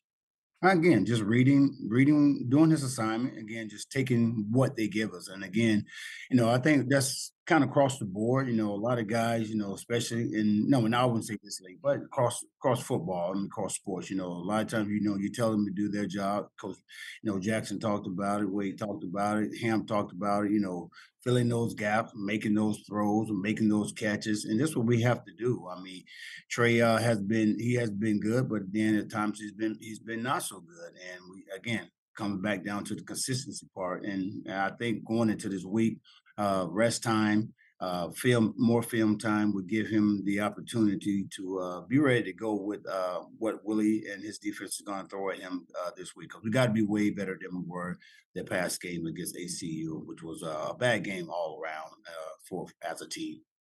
Sure thing. Coming out of the bye week, overall, how's the team health? Health is good. Good. Like I said, we just got some guys rested. Get some big boys back on that O-line. That's, again, we're going to need. That's going to help us out. So now just staying healthy throughout the week and travel down to Tallahassee and play a good football team. Sure thing. Appreciate it, Coach. Next up, Lionel Mosby, and then Dr. Cavill. Hey, how you doing, Coach Bubba? It's Lionel from the PB vs. Everybody podcast. Had a question. I know you've spoken before about the back end of the defense and some of the things they've needed to correct and improve. How has that unit been progressing? Or are you still seeing some of the same issues as before? No, actually, we are progressing, getting better. Still some things to work on, still some ways to go. But yeah, getting better. That's what you want to see as a coach, head coach, and especially guy, someone that played in secondary. You want to see steady improvement, and we're doing that. Even though the numbers and the score last 2 weeks ago against ACU didn't show that, but again, those guys in the backfield really stepped it up, and again, for them to come off a loss like that and still do well, which is always good. Always a confidence builder for them back there, and I expect them to get even better because, again, as I told them, as we go forward, competition is going to get better. They're going to be coached well, and you guys are coached well. Now it's going to come down to who's going to be the better athlete. Gotcha. Okay. And just a follow-up question. I know recently Coach Eddie George had some criticism of Tennessee State fans and their support at all games. I know most recently the team played at Houston Christian, like you mentioned, which is a big alumni base for the university, but I think only 2,100 people in attendance at the game. How do you feel about the fan support at the game, and what message do you have, if any, from yourself and the players maybe for Panther Nation regarding their support of the team on this last 4-game stretch for the season? Well, just like I tell them from day one, from spring to training camp to now. I mean, you want fans to come out. Again, you got to win. You got to put good product on the field, and you got to put the wins on the board. And they'll come out and support you. But at the end of the day, as I've always told them, you guys got to play for each other. You got to not be distracted by what's not in the stands, cheering you guys on, as opposed to what's on the field that's trying to win a game against you. So you got to be down. You got to be constantly locked in on that field, not worrying about all the outside noise, because again, a lot of time when you get distracted by that outside noise, things don't go well. And that's been, to me, one of our biggest factors. Again, just trying to keep these guys focused on the game, on the task at hand, and to help us win. Again, we've been there in situation, but for some reason we'll lose it. For some other reason, other like being distracted. Not being in that gap, not making that catch, not making that throw during the course of the game. So again, just block out all that noise, and just go play football. And then, hey, fans will come at the end of the day. If you're winning, doing what you're supposed to do, they're gonna come. Thank you so much, Coach Bubba. Good luck this weekend. Thanks, sir. All right, next up, Dr. Cavill. Good morning. Good morning. Where's my steak at? Dr. Kenyatta Cavill's Dr. Cavill's inside the HBCU Sports Lab. Coach McDowell, I got your steak anytime you want it. I'm surprised that you didn't get it in your hotel room. I'm surprised there has to be something wrong with this picture. Let me call my steakhouse. Please call your steakhouse. Please call it. With that being said, appreciate the good nature there, Coach. Coach, I want to talk a little bit about your defensive side of the ball with FAMU. FAMU, early in the season, they might have had some concern with what they were able to do running the ball, but they certainly had a breakout game against Texas Southern, more particularly in the second half. Total stats, they had over 255 yards rushing the ball with a cadre of running backs, similar to what you're able to do at times with your running backs. With that said, defensively schematic are some things that you believe you can get done to stop that run and try to make them maybe a little more one-dimensional? Well, I don't know if we're going to make him one-dimensional. Again, with the group he has over there, Jeremy and, the wide receiver and the backs, again, we just got to be in position to make some stops, some big stops, and not give up the big plays. That's been our biggest issue. We can make some stops, Doc, but again, we somehow end up giving up big plays that end up hurting us later. And again, that's due to the fact that we're trying to do too much. As I've told guys, I've said to you guys many times over, if we just, again, be consistent in what we do, myself, in my at my position, and do my job first, and then let the athletic ability come from there.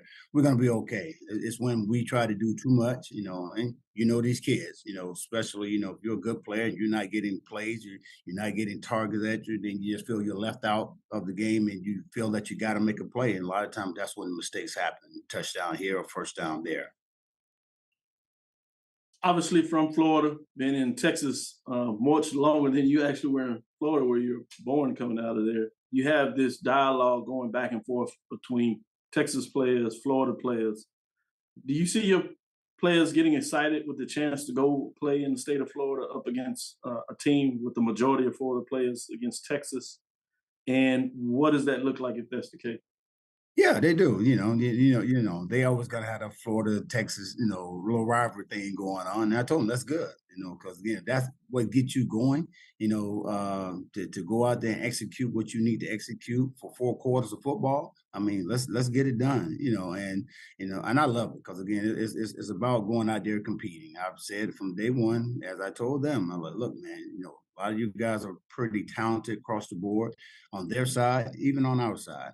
Some of you guys' skill set are pretty much the same. Now, just going to go. You have to go out and play 4 quarters of football, and best guy's going to win that battle for 4 quarters of football.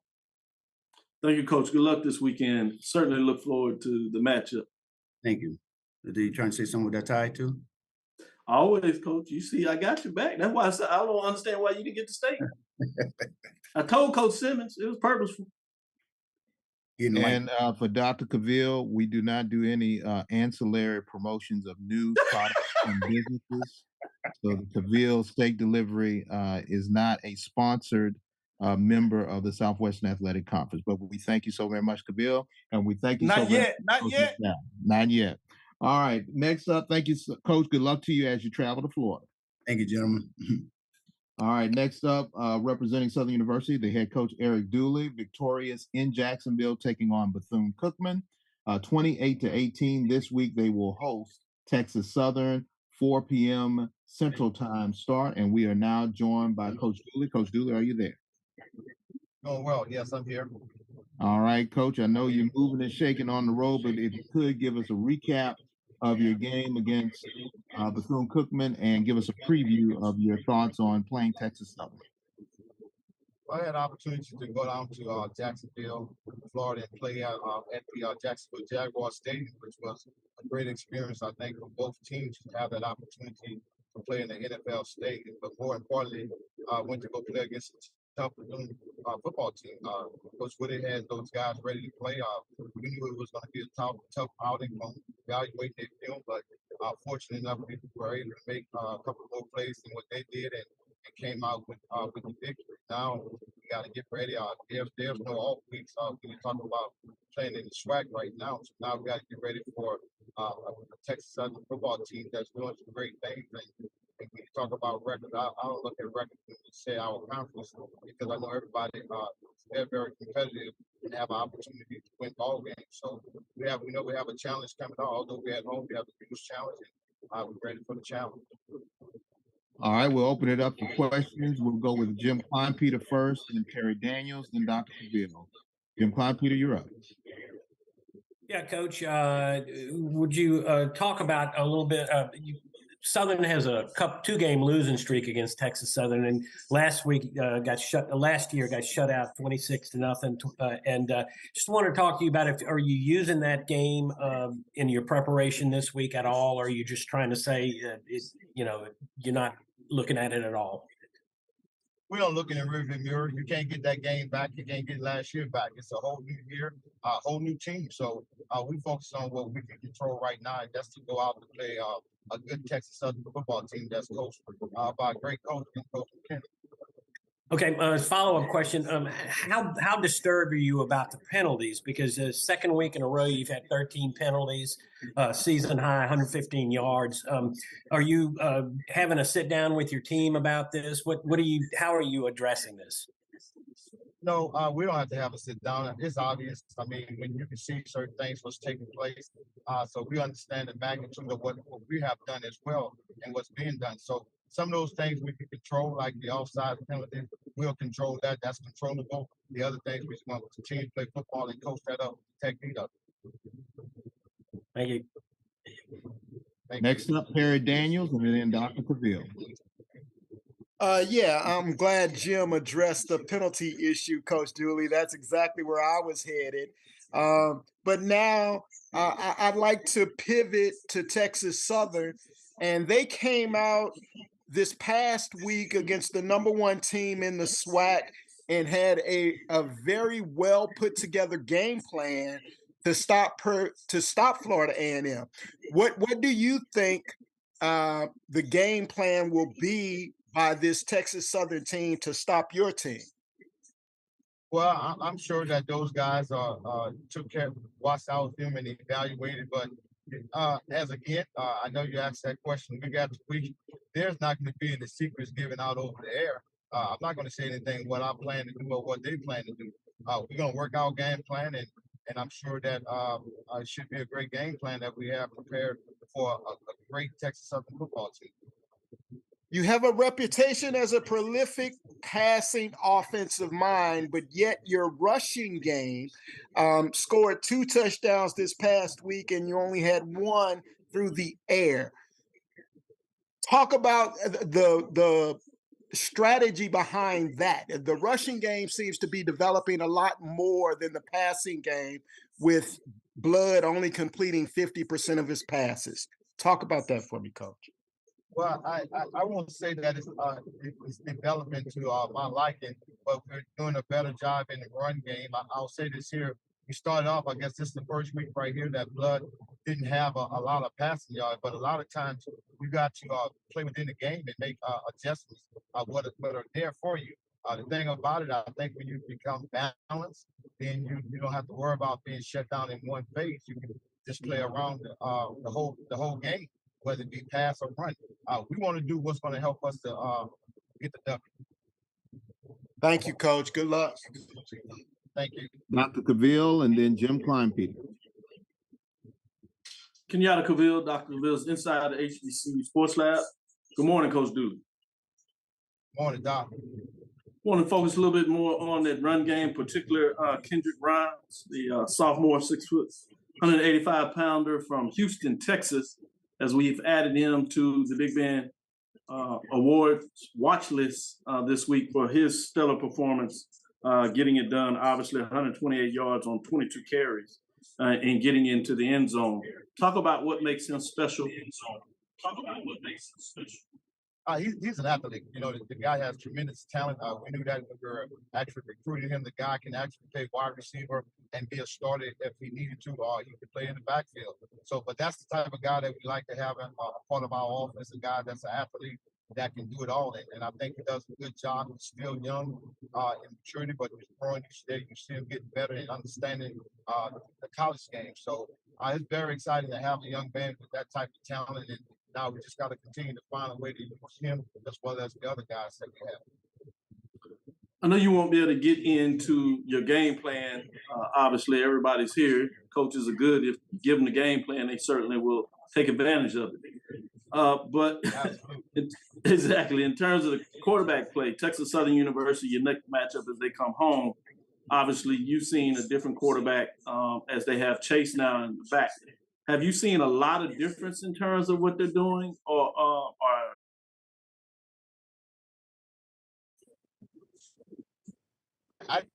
he's running his offense as you do. I know the guy was new to it, but he's doing a great job, a tremendous job. Absolutely, he's doing what Coach McKinney expected. So that offensive mind that they have there, I think they got the young man playing some great football. Of course, it's all things that everybody have to work on, but I think for what they're looking for, he's doing a great job. Thank you, Coach Dooley. Good luck this week. Look forward to the matchup. Thanks. Appreciate it. Thanks, Doc. All right, Jim Kleinpeter, you're up next. Yeah, Coach, you're going to be your defense is going to be facing the #1 rusher in the SWAC in Ladarius Owens, and I know y'all saw him last year. And what are some of the things about him that impress you, and what's the challenge in facing him? I mean, he's a great runner. There's no question about it. He's the top rushing in the Southwestern Athletic Conference where we have a lot of great running backs. I think he's doing a tremendous job, but more importantly, the offensive coordinator is doing a great job of putting him in position to make the plays that he's making. So it's a huge challenge for us. We know that that's going to be week in and week out. We understand we're not worried about who we playing, is when we play. We understand that the young man can play football. He's not the only one on there that can rush the football. So our defense doing their job and game planning, but we don't game plan for a player, we game plan for a team. So we're doing our work to be prepared when we face a challenging football team in Texas Southern. What are some of your impressions of their quarterback, Jace Wilson? I thought the young man doing what they ask him to do. He's getting better each week, and it doesn't matter where I think he's getting better. He's doing what they need him to do to move their offense. So he does a good job. He came in. He wasn't a guy at first, but now you understand that it's his show right now. He has to be the leader. He has to be to run the team, and I think he's doing a great job. Thank you. Thank you. Thank you. All right, Coach, we thank you so very much. And once again, Southern University will be hosting Texas Southern at 4 p.m. at A.W. Mumford Stadium. Coach, good luck to you, and thanks for letting us in. Thank you. All right, up next, representing Texas Southern, Clarence McKinney. They come off a 31-21 loss to Florida A&M, and they travel to Southern University to take on the Jaguars at 4 p.m. Coach McKinney, are you there? Yes, can you hear me? Yes, sir. Coach, if you could give us a recap of your game against Florida A&M and a preview of your game against Southern University. Yeah, well, I thought we started extremely fast. Got off to the start that we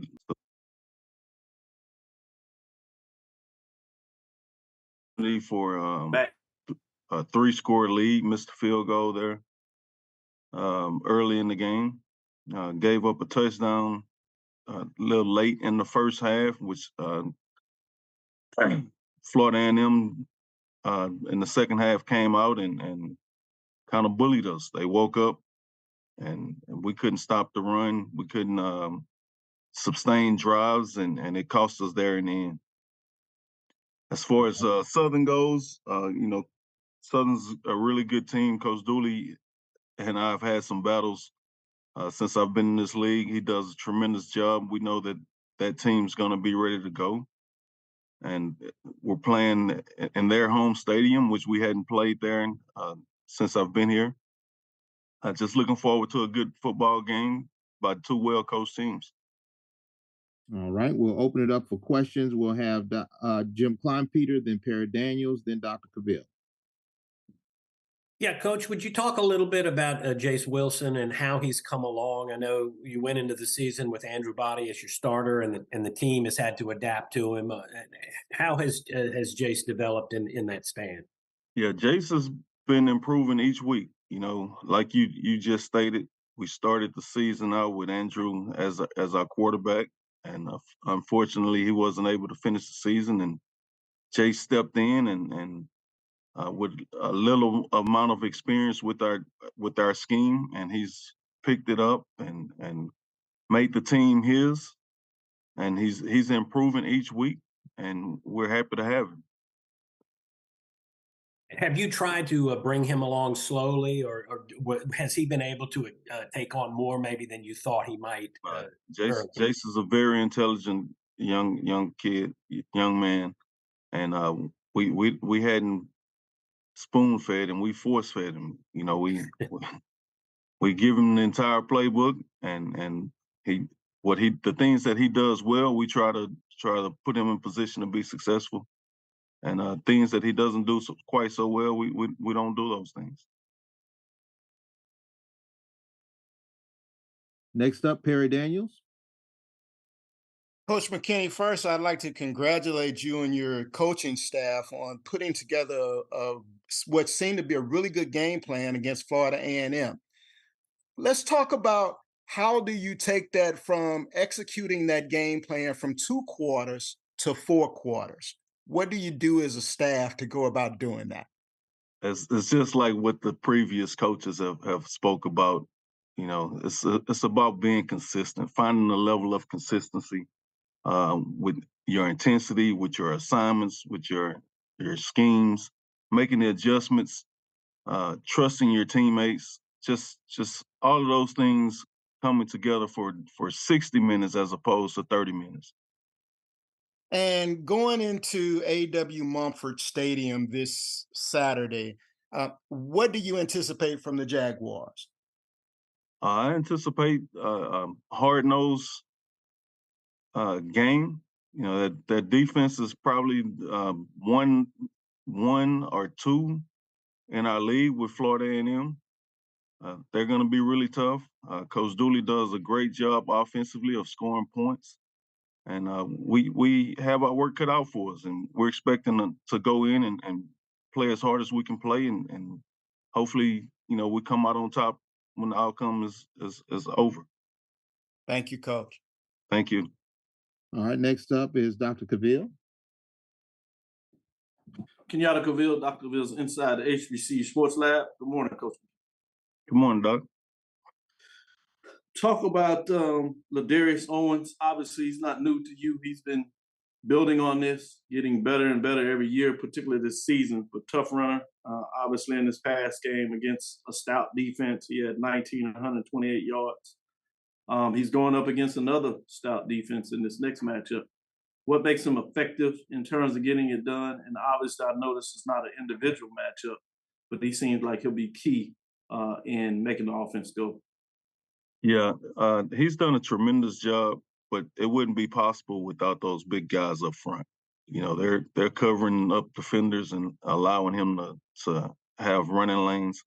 Well, the thing that he's done really well is found the right running lane to fit the ball through, and he does a great job of finishing his runs. On the other side, your defense will be facing Blood playing that, but Kendrick Grimes, sophomore out of Houston, Texas, of all places, 6 foot, really got going in this past matchup in terms of getting it done for 128 yards itself on 22 carries and did get in the end zone. Can you talk about your defensive front and how they can be effective of stopping the run? They did it really well the first half against FAMU, but they're going to have to do it again, it seems, against Southern. And this time, I'm sure you want it for the whole game. Talk about that side of the ball, particular matchup. Without a doubt, up front, we did a tremendous job of stopping. Kendrick Grimes is a really good player. Runs the ball extremely hard. He's very talented.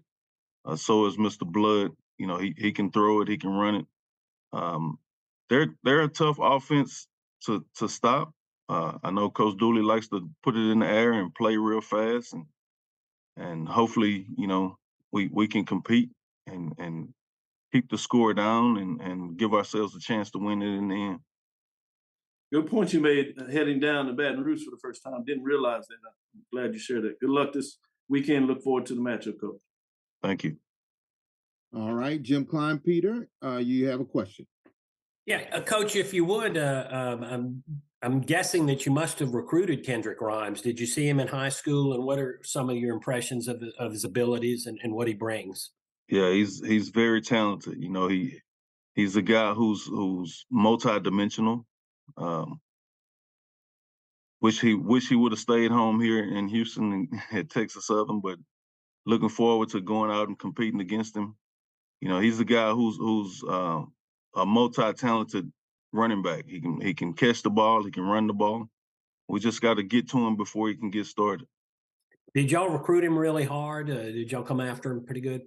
I mean, when you say really hard, if we want you, we're going after you. Southern just beat us out on it.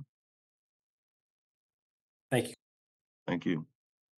All right. Once again, Coach McKinney will be traveling to Southern University to take on the Jaguars. 4 p.m. start at A.W. Mumford Stadium. Coach McKinney, we thank you so very much for your time. Thank you. All right. And for our final coach of the day, it'll be T.C. Taylor for Jackson State. They were winners at Mississippi Valley, 21-6, and the road show continues as they travel to Pine Bluff to take on the Golden Lions of Arkansas Pine Bluff. Coach Taylor, are you there?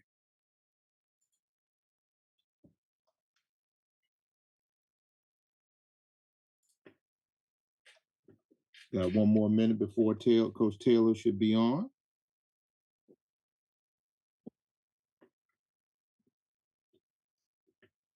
And currently, Jackson State is 5-3 and 3-2 in conference play. Coach Taylor, there we go. How you doing, Coach Taylor? Can you hear me? Oh, we can't hear you. Let's see if we can unmute you. No, either. All right, Coach Taylor, are you there? Yeah, I'm here. Can you guys hear me? All right. Yes, we can hear you just fine.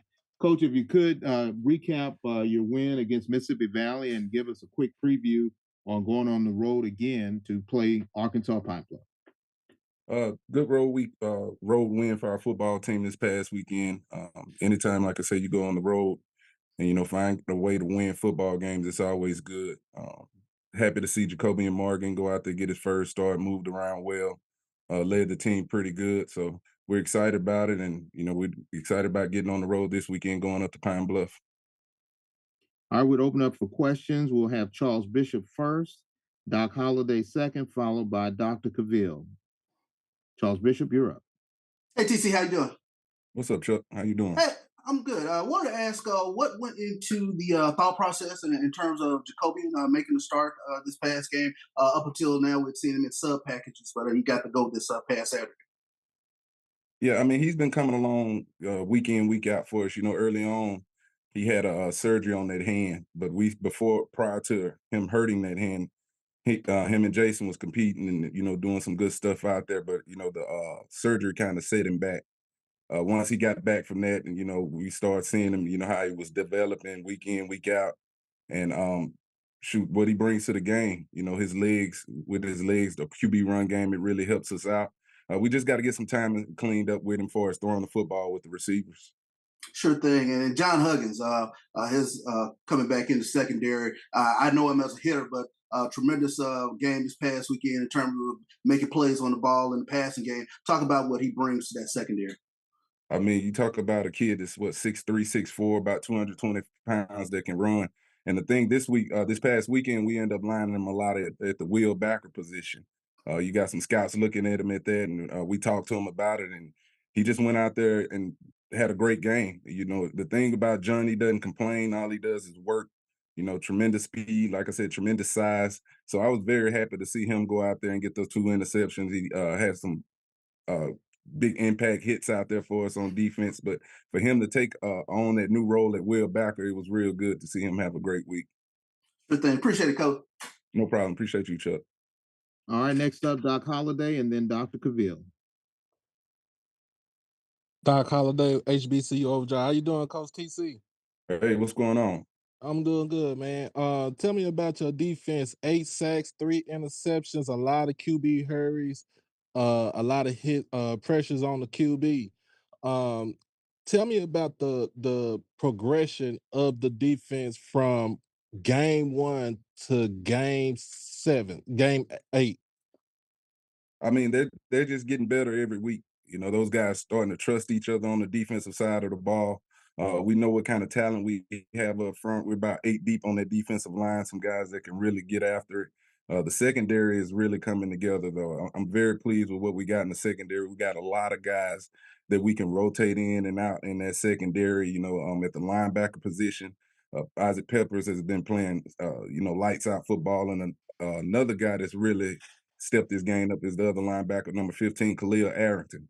He's having a dynamite season right now. So it's all about those guys trusting Coach Bradley too, trusting the scheme, going out there playing together well.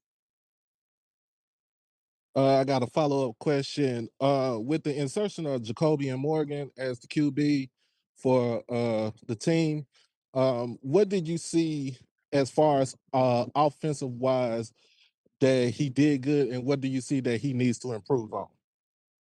The things I'll start with the things he needs to improve on. Like I said, that was the one issue I figured we would, kind of be down as far as the timing with those receivers. They've been good in practice, but the game speed is a whole lot different. And we missed some guys. We had some opportunities to push the ball down the field, create some explosive plays. So he has to get better and be better with that this week. But just, the size of that kid, him playing ACC football at Syracuse, had a couple starts up there. You could see, the talent level, and he's a very high confident kid. He believes in his game, and he's only going to get better with him having 3 years left for football. So we're excited about him. Appreciate you taking my question, Coach. All right, no problem. Appreciate you. And Dr. Cavill, you're up next. Kenyatta Cavill, Dr. Cavill, inside the HBCU Sports Lab. Good afternoon, Coach Taylor. Hey, Doc, how you doing? I'm doing well. Since everybody talking about the defense, I want to get in a little bit of the defensive party as well. And Doyle had the 3 interceptions. Obviously, not only did you have the 8 sacks that people referenced, but you also had 12 tackles for a loss for a total of 60 yards. So the defense was playing really well up front and on the back end. When you talk about that type of matchup, give me a little more in terms of Antonio Doyle. What makes him special? He's a guy that you can do so much with. We line him up at linebacker, then we'll allow him to rush off the edge. And he has great speed, great pass rush ability. I think the plus when we found out he could stand up and play some outside backer, at his size. He's not a very big kid, for as a every down defensive end. I thought Coach Bradley done a great job of finding things to cater to his strengths and being able to help the defense. And he's one of those unquestioned leaders over there. When he talks, the rest of that defense listens, so they really rally behind him. But can't say enough about how he approaches practice. If you come out and watch him practice, it carries over to the football game for him. So he's been doing it week in and week out for us. Moving to the other side of the ball in your matchup this week against Arkansas Pine Bluff, as I said, you're back on the road. Jacobian Morgan obviously had his passing yardage, but he was able to run for 75 yards and 10. Total, y'all got over 170-some yards. But is any concern in terms of him leading in the rushes in terms of what they were able to do with the other guys? Particularly how successful you've been on running the ball early this year. Right. It does. And we, as an offensive staff, I've talked to those guys about it, not putting too much on his plate for as carrying the football. Because you look at the first touchdown, I mean, that safety really teed off on him. But just with the size he has, he's able to stand up upright and finish those kinds of runs. But I know that carrying on week in, week out, these next 3 weeks, those hits can start to kind of mount up. So the thing that is important for us is get Herb Mulligan back on the football field. He didn't play in this last football game. We got to rely on Dez Moultrie a little more. Miller, Mod Miller, we got to rely on those guys and put the ball in those guys' hands, and might not have as many QB runs going forward. Because still in all, when you do drop back with a quarterback like Jacoby, and he still has a threat to pull it down and take off, and you got to take those carries into account. So we'll be mindful of it and prepare like that going forward with it, Doc. Thank you, Coach. Look forward to the matchup this week. Thank you. Appreciate it. Next up, Tanner Spearman. Hey, Coach, how you doing? Tanner Spearman with the Pine Bluff Commercial. You mentioned Irv Mulligan just a moment ago. Just real quick, is there any update on his status for this week? He was in the boot all last week, but he's seeing the doctors today with that ankle. We'll get him evaluated again today once he gets back, and once they let this team know, where he is as far as that ankle injury right now. We'll see where he at and follow that path this week with him. All right, thank you, Coach. And we have a few more minutes. And Dr. Cavill, your hand is raised again. Do you have any more questions? We have a few more minutes with head coach T.C. Taylor. He will be on the road traveling to Arkansas Pine Bluff. Kickoff time approximately 2 p.m. Winners last week at Mississippi Valley, 21-6. Jay Keith, you're up. Coach, congratulations on the win. JT Keith with USA Today. Can you talk about your defensive backs? The other one got an interception too, diving interception, the Florida drive. Can you talk about him? You talking about B.J. Washington? Yes, he's had 2 or 3 in the last couple games. Yeah, he's playing lights out football. Early on, he had an injury as well. He was concussed early on in the season, so it took some time for him to get back on the football field. But we knew what we was getting back there in him. He can really play center field. A highly instinctive guy. When he sees the ball in the air, he can go get it. He had another great interception early in the year against Southern, down in the red zone. So he's been playing lights out, and all those guys that we bringing in, they really gelling and playing well together. Coach, can you talk about your punting situation? Is that going to straighten out, or what's your thoughts going forward? Say it one more time. The punting situation. Can you talk about that? Is that going to straighten out, or have you made any decisions? We're just trying to get McNair back healthy. He was banged up this past weekend. We had him the week before. So, again, we'll evaluate him this week and see how that goes. Thank you, Coach. Thank you. All right, Coach Taylor, once again, traveling on the road for the second consecutive week, taking on Arkansas Pine Bluff in Pine Bluff, Arkansas at 2 p.m. Winners last week against Mississippi Valley, 21-6. Coach Taylor, we thank you so very much, and good luck to you this weekend. All right. Thank you, guys. I appreciate it. All right. And that will wrap up today's media session.